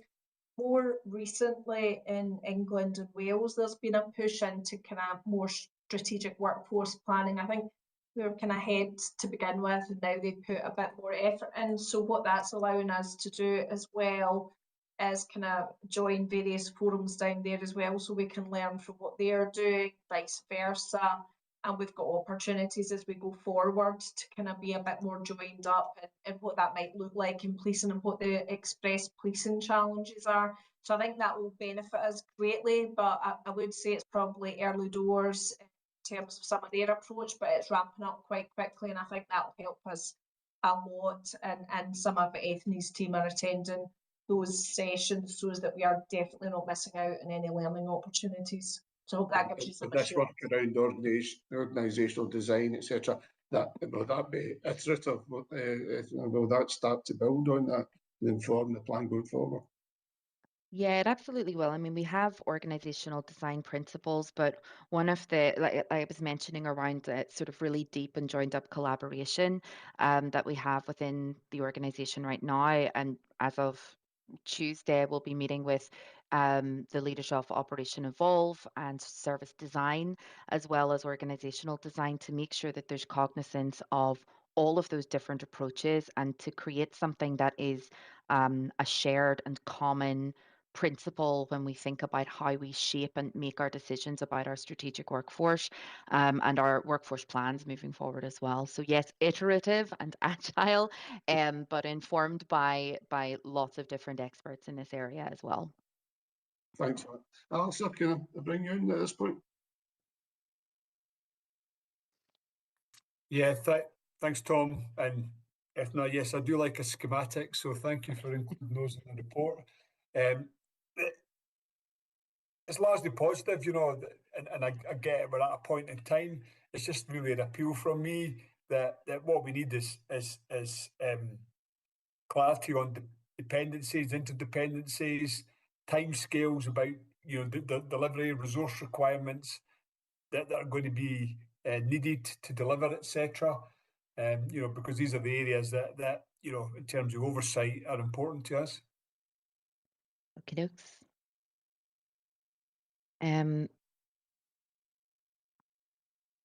I can certainly provide something on that. Like I said, the timescales on things like this they're sort of a movable feast. We have some challenges around, you know, what happens with budget cycles and what else comes into play. But how about we look at this for the next iteration of this thematic and see what we can provide as assurances, timelines, and dependencies in that. Does that sound okay? That I would appreciate. I think it would aid us, and there are challenges, and an explanation of those challenges is also helpful. Yeah. Okay, you got it. Okay. Any other questions at this point? And if not, can I offer staff association unions the ability to comment or reflect at this stage? Okay. Thanks very much indeed. If there's, I mean, it's very clear there's a lot of work going on in the background, and it's you know, there's a timeline here. It's just seeing progress being made as opposed to actually achieving it is every bit as important. So thank you for that. Yes. The next item, 3.7, is where we're looking at volunteering, but specifically special constables and the youth volunteers. Do we have someone who's going to lead for the conversation on this? Afternoon, Chair. It's Ken McIntyre, Superintendent, overseeing the volunteers. You're welcome. Ken, I can't tell you how delighted that you spoke up there, because I had a different name on my list and I couldn't see it in the participants. So thank you and welcome. No problem at all, Chair, and afternoon, everyone. I will try and present fairly quickly. I'm conscious of the time constraints. However, I'm really keen to kind of showcase the value of the volunteer space at the moment. Also on the call, I've got Inspector Norman Taylor for the Volunteer Coordination Unit, who's been integral in a lot of the change that we've had in this space over the last 3 years. And I've also brought with me Special Constable Alistair Cameron, who's been a Special Constable for the last 28 years. His commitment and experience has been not just within the operational policing space, but has also helped us strategically. I'm just going to quickly give you a highlight of his resume. So Alistair is a professional, is a CEO for the Scotsmus Group, an international business, so specialising in water purification technologies. and he's a professional microbiologist. He is a board member of the South of Scotland Enterprise and has served on various Scottish Government industry working groups. In his role as a special constable, he's held additional specialist training in public order and CBRN qualifications. He's a mental health first aider and shares a wealth of knowledge of mentoring new recruits within the special constable field. He is also the holder of the Chief Constable's Commendation for Bravery and was awarded the King's Police Medal for Distinguished Service in 2024. Chair, the reason I kind of highlight Alistair's background is I think it demonstrates the value and diversity of skills that we can attract into the organisation through special constables and volunteering in general. I recognise that the report itself is less probably around the overview of the performance and activity and focuses more on our commitment to volunteering looking forward, which I know has been previously sought by the board. I've listened to a lot of the various presentations, questions and feedback today, and there is that acknowledgement that there is an increase in demand on Police Scotland and the challenges that we have around our deployable workforce. Fundamentally for me, as special constables have been actively supporting police in Scotland now for over a century, and I think that's where we get real value from this function. Our volunteers continue to be an integral and extremely valued part of Police Scotland, reflecting in the strongest terms the organisation's commitment, be reflective in the communities that we serve. The special constables in particular make a significant contribution to service delivery, support policing at an operational level, strengthen that trust and the community engagement that we seek. I know I said that this will be focused more on the volunteering plan moving forward, but just by way of some highlights, the 2024-2025 special constables provided over 55,000 hours worth of volunteering services, directly supporting operational service delivery. Scotland's youth volunteers have committed their time and supported policing at 662 events nationally within April 2024 to April 2025, and they provided over 32,000 hours of volunteering in the communities within Scotland. So the importance of kind of why are we here today, I suppose, Chair, is more around the special constables has decreased over time. There is a trend declining volunteering engagement, which isn't just something that Police Scotland experiences, it's a shared challenge with other organisations. Looking at the new volunteering plan that we've put together, which will cover years 2026 to 2029, the plan, I do recognise it is ambitious. It does aim to modernise our approach to volunteering. The vision for Police Scotland is to be an organisation of choice where public enthusiastically volunteer their time with us. The plan outlines a commitment to developing skilled, flexible and adaptable volunteers within the service. And we have 4 focuses for our strategic objectives. That is attraction. The objective emphasises the importance of volunteers in local and national policing. Actions including engaging more with young people in the PSYV programme and aiming for a 10% annual growth in our volunteers. Second one is that on recruitment. Actions include modernising our recruitment processing and aligning it with public trends, policing demands, enhancing accessibility for a wider demographic. Training, and I know that training has also had an input in that today, and we work closely with Chief Superintendent Harvey and her team, but the plan for modernising a more flexible and localised training programme is something that we are focusing on, and also that access to specialist training in areas like cybercrime and mental health. And then lastly is that retention of the volunteers. The area focuses on providing continuous growth and growth opportunities for the individuals, but creating a positive and supportive internal culture. And for me, one of the real key points of this is how we celebrate the successes of our volunteers within the organisation and externally as well. The plan does align obviously with Scottish Government's Volunteering Action Plan and the priority of tackling child poverty, where we focus our PSYV engagement with young people from deprived areas. The implementation of the strategy is overseen by the Volunteer Programme Board, which is now overseen by ACC Wendy Middleton, and she's responsible for the leadership, performance monitoring and ensuring the accountability of the delivery. So this is fundamentally stage 1 for us in a significant step of kind of setting out our vision And the other piece of work that we do have is work that we've got ongoing with Scottish Government and the Scottish Police Consultative Forum, where we're looking at a short life working group to start looking at the regulations around volunteers and special constables. The three areas that short life working group will look at is legislation, with some of the legislation that we look at from a special constabulary point of view, dating back as far as the 1960s and 70s. Exclusion from modern regulations, so special constables are excluded from some of the performance frameworks. So again, we need to modernise and get up to date in that area. And then our periodic payments, which were introduced in 2005, and they've not been reviewed since 2012. So that's a whistle-stop tour of the papers that I know have been presented, and I'm sure everybody has had time to read. So I thank you for your time, Chair, and that of the board. I would invite any questions. What I will do, because I am new into the function, and this is not me being sloppy-shouldered in any way, Chair, but I will draw on the knowledge of Norman and the lived experience of Alistair to answer some of these questions. Okay, thanks for that. Before we go any further, a real warm welcome, Alistair, in particular.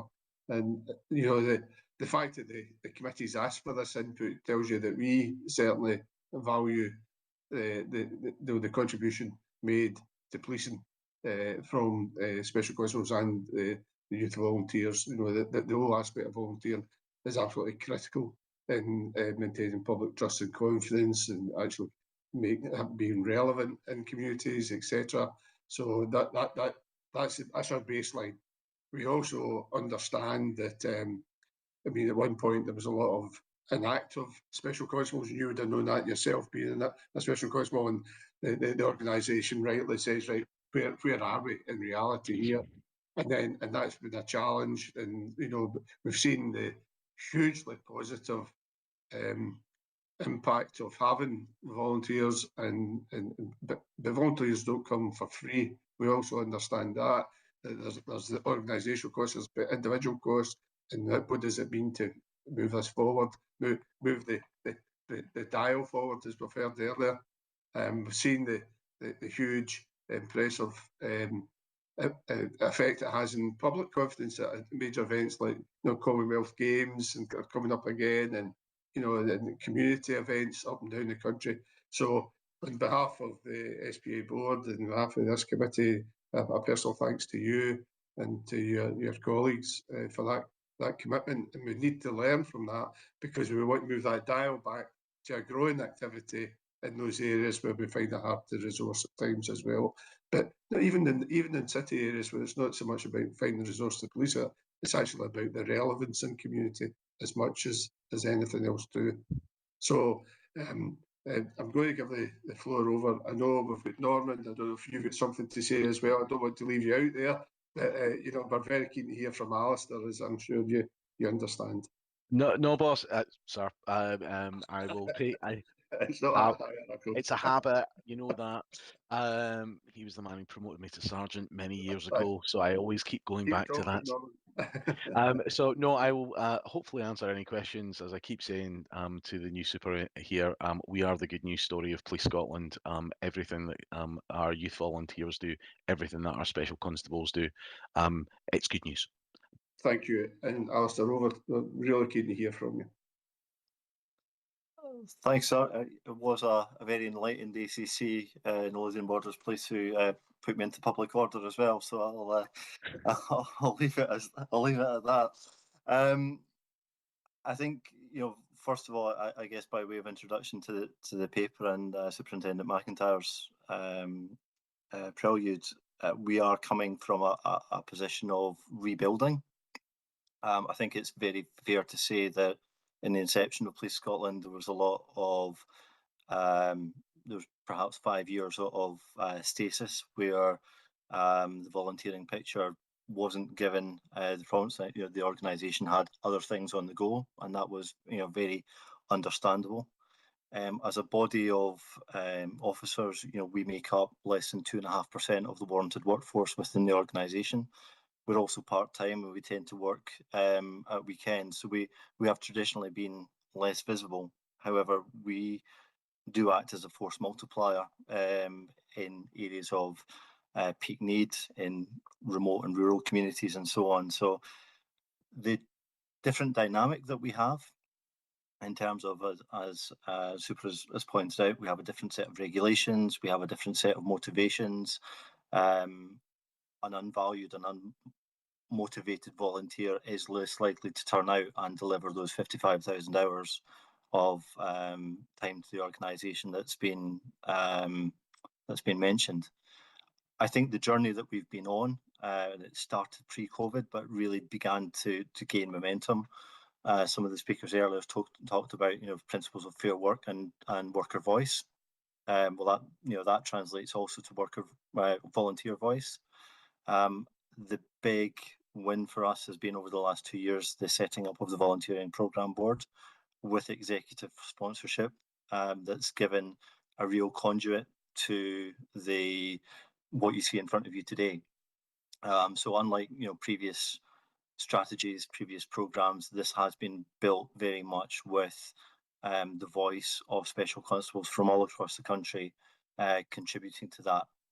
And from other parts of my professional life, I would say strategies are cheap, but delivery plans actually mean something. And I think what gives me great confidence in this is the amount of work that's gone into the delivery plan behind what you see in your papers here today at the board. There's real work that's already being done around a number of these themes that is ready to go. The only other point in my comments I'd perhaps like to call out is really the things that aren't within the gift of Police Scotland, and that comes under sections 2.8 and 2.9 of your papers, and that's a regulatory framework. As Inspector Towler has pointed out, we still work under legacy pensions regulations, which means that if I'm injured on duty, my injury award is 1/2 of that of a regular officer of equivalent service. Under the regulations, widows have specific provisions, but widowers don't. There are very, very fundamental, deep-seated inconsistencies and just outdatedness within the regulations within which we work. A retainer, a recognition award, has dropped in value by 60% since it was brought into place. Now, these are things that are not within the gift of Police Scotland, but I really would call out that short life working group that's been referenced within the paper, and the importance of that to demonstrate to the body of special constables, and indeed the growth that we expect, the need for that to be put in place and to support the work that the organisation is doing. But as Inspector Towler said, it's a very positive story. There's a number of enthusiastic individuals, all levels within the force, that are ready to take this forward, and we very much look forward to reporting back to you on the progress of the delivery plan. Thanks for your time. Alistair, thank you so much for that. I think some of us have been shocked at hearing the issues around terms and conditions there. No doubt that will count in questions.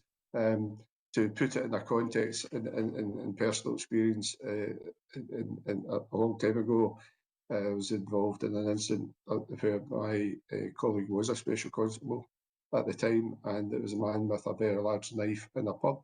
And as I struggled and held with the man with the knife, it was the actual special constable who actually got the knife. And so there is no difference when you come into an area of crisis, whether you're a special constable or you're a constable. So the fact that there'd be a difference in pensions, as you've described, is absolutely shocking. So let's open up the conversation.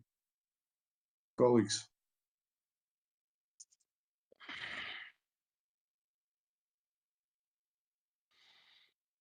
Alistair, can I bring you in? Yeah, thanks, Tom. And could I just add my own voice of recognition for the work of all the volunteers and express, my thanks. I'm actually really encouraged that this paper is here, and actually that affirmation from Alistair that people like himself have been listened to, and the development of this approach. Because when you look at the figures, from the numbers, albeit that it says many were inactive, that were in place prior to the creation of Police Scotland, and where we are now, it does very much look like that particular aspect, special constables, has not been given the focus that it actually warrants. So it's good. It's good that it's been listened to, and it's good now that we've got that action plan.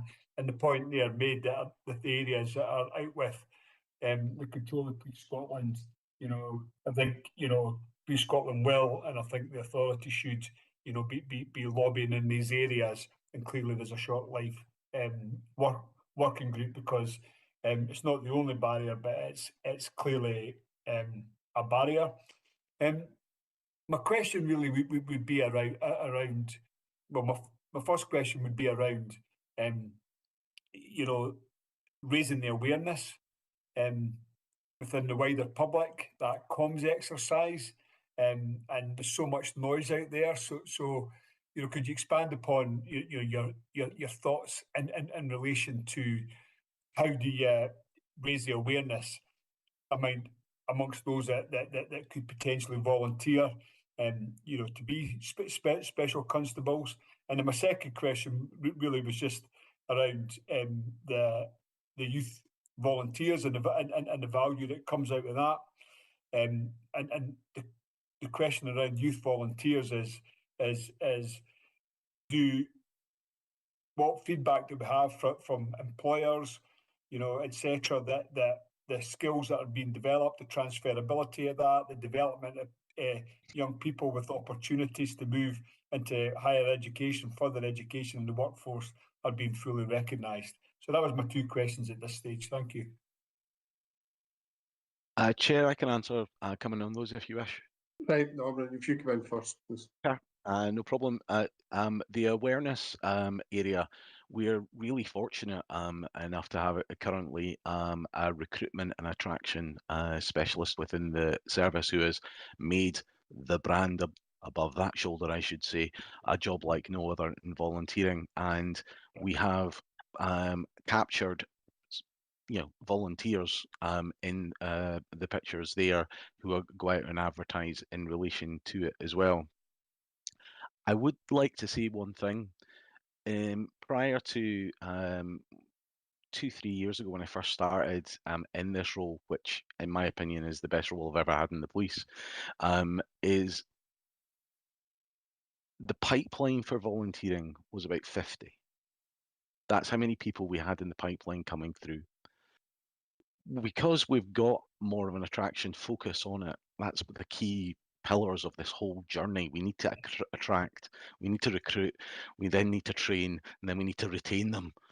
But to attract them, we've got that brand, we've got that marketing. Currently, we've just under 200 people out there who want to volunteer for Police Scotland. Now, some of them will not get through the vetting process, will not get through any others, but there is still a need and there is still a want for people out there in the communities of Scotland to help. And I think that's what we've really got to be really proud of, to tell you the truth, because when I speak to my colleagues through NPCC down in England and Wales, they don't have that. We as a country do. So, Mr. Hare, I hope that kind of answers the part that we're doing around the awareness of bringing it out. What are we doing to bring out the rules? The rules, well, Alistair's here for a reason. Volunteers speak better than anybody about the whole role, and he's not the only special constable we've got here. Sorry, Mr. Carroll, I'll throw you under the bus as well. Stuart's also a special constable, and we need to attract people who are leaving the job, who have got that experience, who have got that knowledge, who have got that still want to give back, to come back in as well. And that again is about the attraction. But from the corporate comms perspective, about how we broaden that, if you like, Highland Cops, I think everyone's probably seen it, where special constables have been filmed and will be on this season. So there's everything that the chief constable now says has the word volunteer in, which might sound a little tiny thing. It took me ages to get that through to corporate comms about its police staff and volunteers. So, just that recognition about how we're raising the process internally, but also externally. I don't know if that answers it or helps you in any way. prior to me moving on to the youth volunteer part, I can. Okay, Alistair, you want to come back right away, and then I'll come to you, Kane. Yeah, well, the first thing is I will start using the word volunteers much more in my questioning and my discussions around policing in Scotland. So I think that was a very timely reminder. One of the things I picked up, you mentioned retention there, and you know there's a whole debate around retention, and you know, with the way that people view careers and contributions now. But I noticed earlier that I think it was in the Policing Together report that the profile of special constables, there's quite a lot of younger people, that 18 to 25 year group, and you know, you mentioned there that it'd be good to attract people that have been regular officers who are retiring and perhaps doing it. But do those younger people that are joining, do they see being a special as being a pathway into being a regular officer? And how do you view that? Is that a positive, or is that a challenge, or is that a mixture of both? I think it is a real positive. I think it is a mixture of both. You know, in the past 5 years, we've had just over 300 special constables resign, retire, move on. But 80 of those, 20% just under, have become regular police officers. I haven't done the digging yet, but I'm planning to find out, to ensure that they're all there. But that then leads on to a kind of pathway of, should we have that, what I class as churn of people coming in, try before you buy? Absolutely. I don't have an issue with that in any way at all. But we also have to look at the part of, we need, yeah, Ali's a career special, but we have those career specials out there, especially in remote and rural places. But those people are retiring, moving on. We need to ensure that they're replaced by those people and that age demographic who want to come in. That's the attraction piece. That's the retention piece. Thanks, Doug. That question's generated a real interest in our panel today. So I'm going to give privilege to our special constable, to Alistair, to come in first, then I'll come to Kane and then Helen. Thanks very much. At this point, I'll put on my ASCO hat, which is a UK-wide association of special constable officers. So it allows us to draw on experience from forces in England and Wales who have a slightly different structure in terms of they have a more separate, shall we say, group of special constables that are essentially self-managing, not a model I would personally wish the Police Scotland ever to follow. But what it does do is give us really good data on the motivation. As the Inspector mentioned earlier, there are very distinct cadres of special constables, and part of what we need to get right as an organisation is that balance between, if we typify, you know, the 20-something graduate doing the try before you buy, the shall we say, the board professional that's looking for a little bit of interest and colour to their life, but is maybe very happy in their paid career and is doing well. And that third category of the community-minded person who just wants to go out and, you know, do the best that they can for their community. Weaving that together, I think the journey that we've been on internally as an organisation has been learning that the types of people who join as a special constable may well not have that same motivation as a regular officer. I think there was that perception out there that everyone who joined as a special was a prospective regular. As inspectors just mentioned, actually it's 20%. And that 80% is actually the cadre that's going to stay on, develop and provide other specialisms, and may perhaps be perceived to provide more long-term value. So recognising that difference is really, really super important. I think we've probably been behind the curve with our colleagues in England and Wales up to now, but we're definitely getting ahead of the picture now. Thanks, Alistair. I think second part is retention. Yeah, and the retention part is really important. Can they come to Kane now? Thanks, Chair. Just to probably round off your question, Alistair, and I'm glad that I spoke quickly during my initial narrative because I didn't expect there to be so much dialogue. But to round off from a strategic point of view, I think Alistair brought up the point around strategies of words on paper, and I think that from a higher level is really fundamental here for us, and what that implementation plan does is actually show we've got our words are aligning with our actions. So we've got words on that bit of paper as our plan, but we also have sitting aside it the implementation plan, which is our commitment to action now. And I think from that kind of visual enabler for people looking outside into the organisation, they can see that at a high level that we are really committed to the development of special constables and volunteers throughout the organisation. Thanks. If you, in terms of the time that's available today, in concluding, taking the privilege of the chair here, we would like to see an update in the future on the work of the Short Life Working Group, in terms, particularly in terms of the terms and conditions issues, that is not lost, and that in the appropriate formal channels goes forward in terms of correspondence with our support. Thanks, Chair. Thanks very much. Robert, if you don't mind, we're running out of time at the moment, in staff association and federation, etc. I'm sure I know you are a special, so if you'll bear with me on that. If there's anything I haven't covered that it's really important, put your hand up. If not, let me move on. Thanks for that.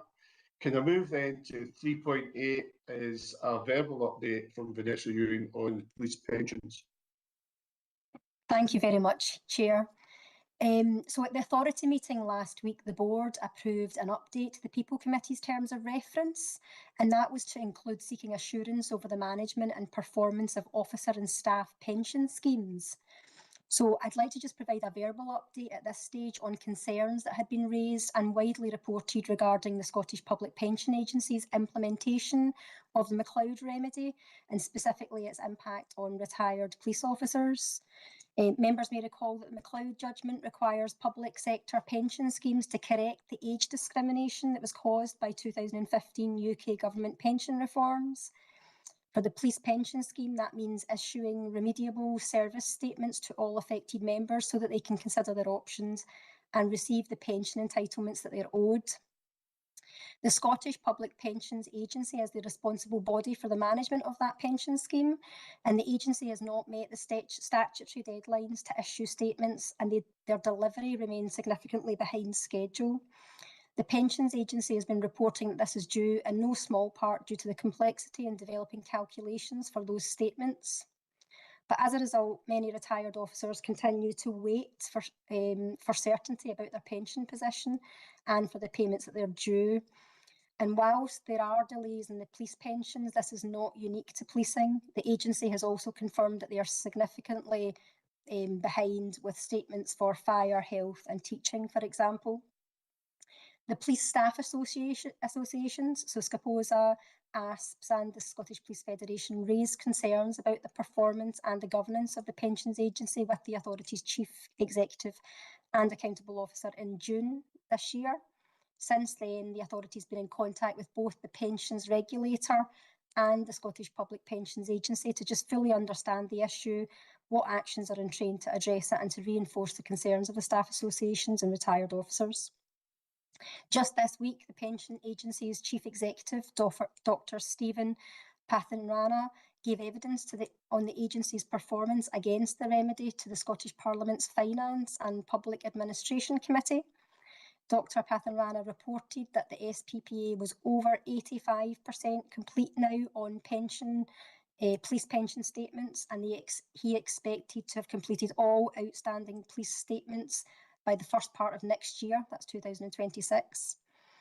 So while the pension administration doesn't sit with the authorities within the authority's direct remit, the authority does have an active interest in seeking assurance over the management and performance of officer and staff schemes. We will continue to seek regular progress updates and clarities on next steps being taken to issue and complete all the police statements. And we're grateful to the staff associations in particular for raising this with us, and to the Pension Agency for their engagement and ongoing efforts. I'd be happy, Chair, to answer any questions if there are any. Thank you, Vanessa. As you stated, that our remit in this is quite constrained, but as an interested body. I've sought assurance, and you're giving the statement to us today that there's active engagement with the SPPA and obviously clearly parliamentary interests in it as well. Colleagues from, particularly from the Police Federation, ASPs, have you any questions or comments at this point? I see Brian Jones, you've got your hand up. Yeah, thanks, Chair. It's not an observation. It's just to raise a point. We appreciate the update. Quite accurately reflects the concerns that we have for the wider membership, which we have written to the ministers concerned, the agency and the chief executive. The 85% is progress, but that means there's still a significant number of officers out there who are still awaiting statutory documentation. And what we have to do as a personal board member of the SPPA, for the Police Pension Board, we have to make sure that the SPPA are accountable and we ensure that the governance and scrutiny of documentation is accurate.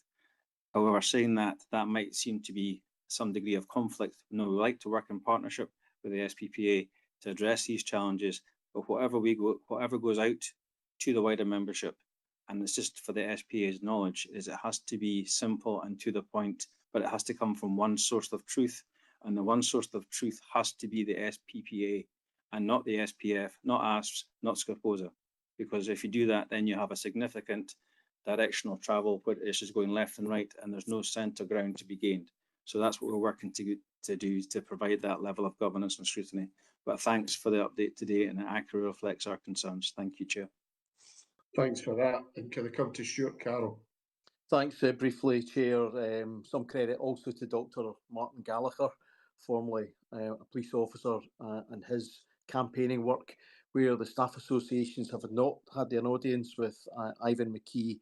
He has managed to do that. And on behalf of the staff associations, Rob sent a letter to Kenneth Gibson, MSP, which helped, I think, some of the questioning of the CEO when he appeared before that committee. But the 15% gap that Brian speaks about, it is penny numbers at best each week that they're eating into. We get a weekly report. I noticed some criticism that he wasn't able, Mr. Patharina wasn't able to give that answer to committee, but they are producing a weekly report in confidence. We've not broken that confidence, but some weeks there are no outturns at all for the remedial service statement. So they really have slowed almost to a halt, which is quite worrying. Thank you. Brian, you came back in. Yes, very briefly, Chair, just to reassure all concerned, the staff associations, we have met with Mr. McKee face to face, and we had some degree of reassurance there of the direction of travel. Okay, we can take reassurances of committee on that. Members, have you any final reflections or comments you wish to make? We've simply been provided an update. Okay, we'll note that. Vanessa, thanks very much indeed. And it still has our support for getting an early solution to this, and we'll no doubt hear in due course.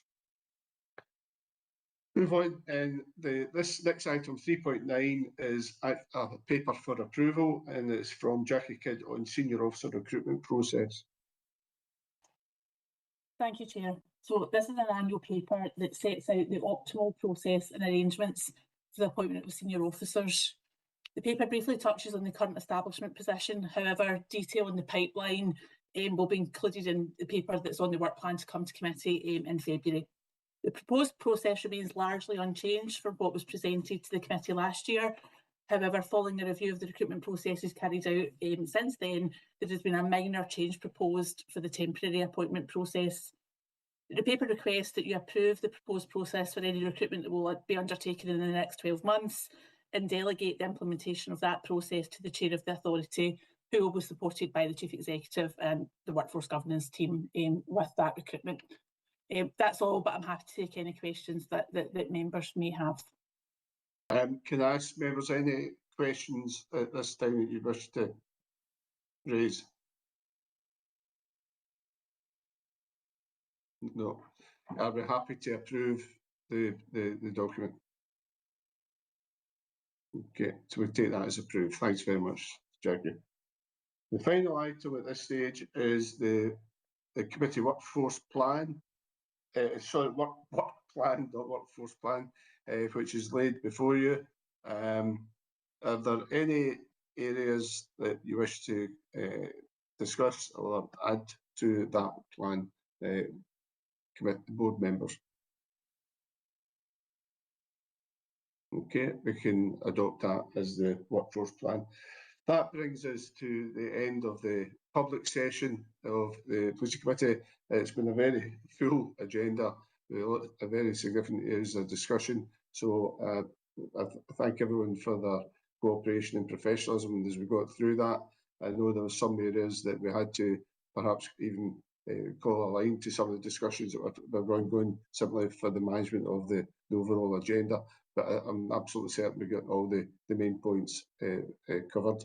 And if there's anything else, we no doubt can pick up in the future meetings of the committee. But kind of a personal thanks to everyone who attended, and particularly colleagues from the staff associations, the unions, and the volunteers, special constables who contributed greatly to this committee meeting today. So at that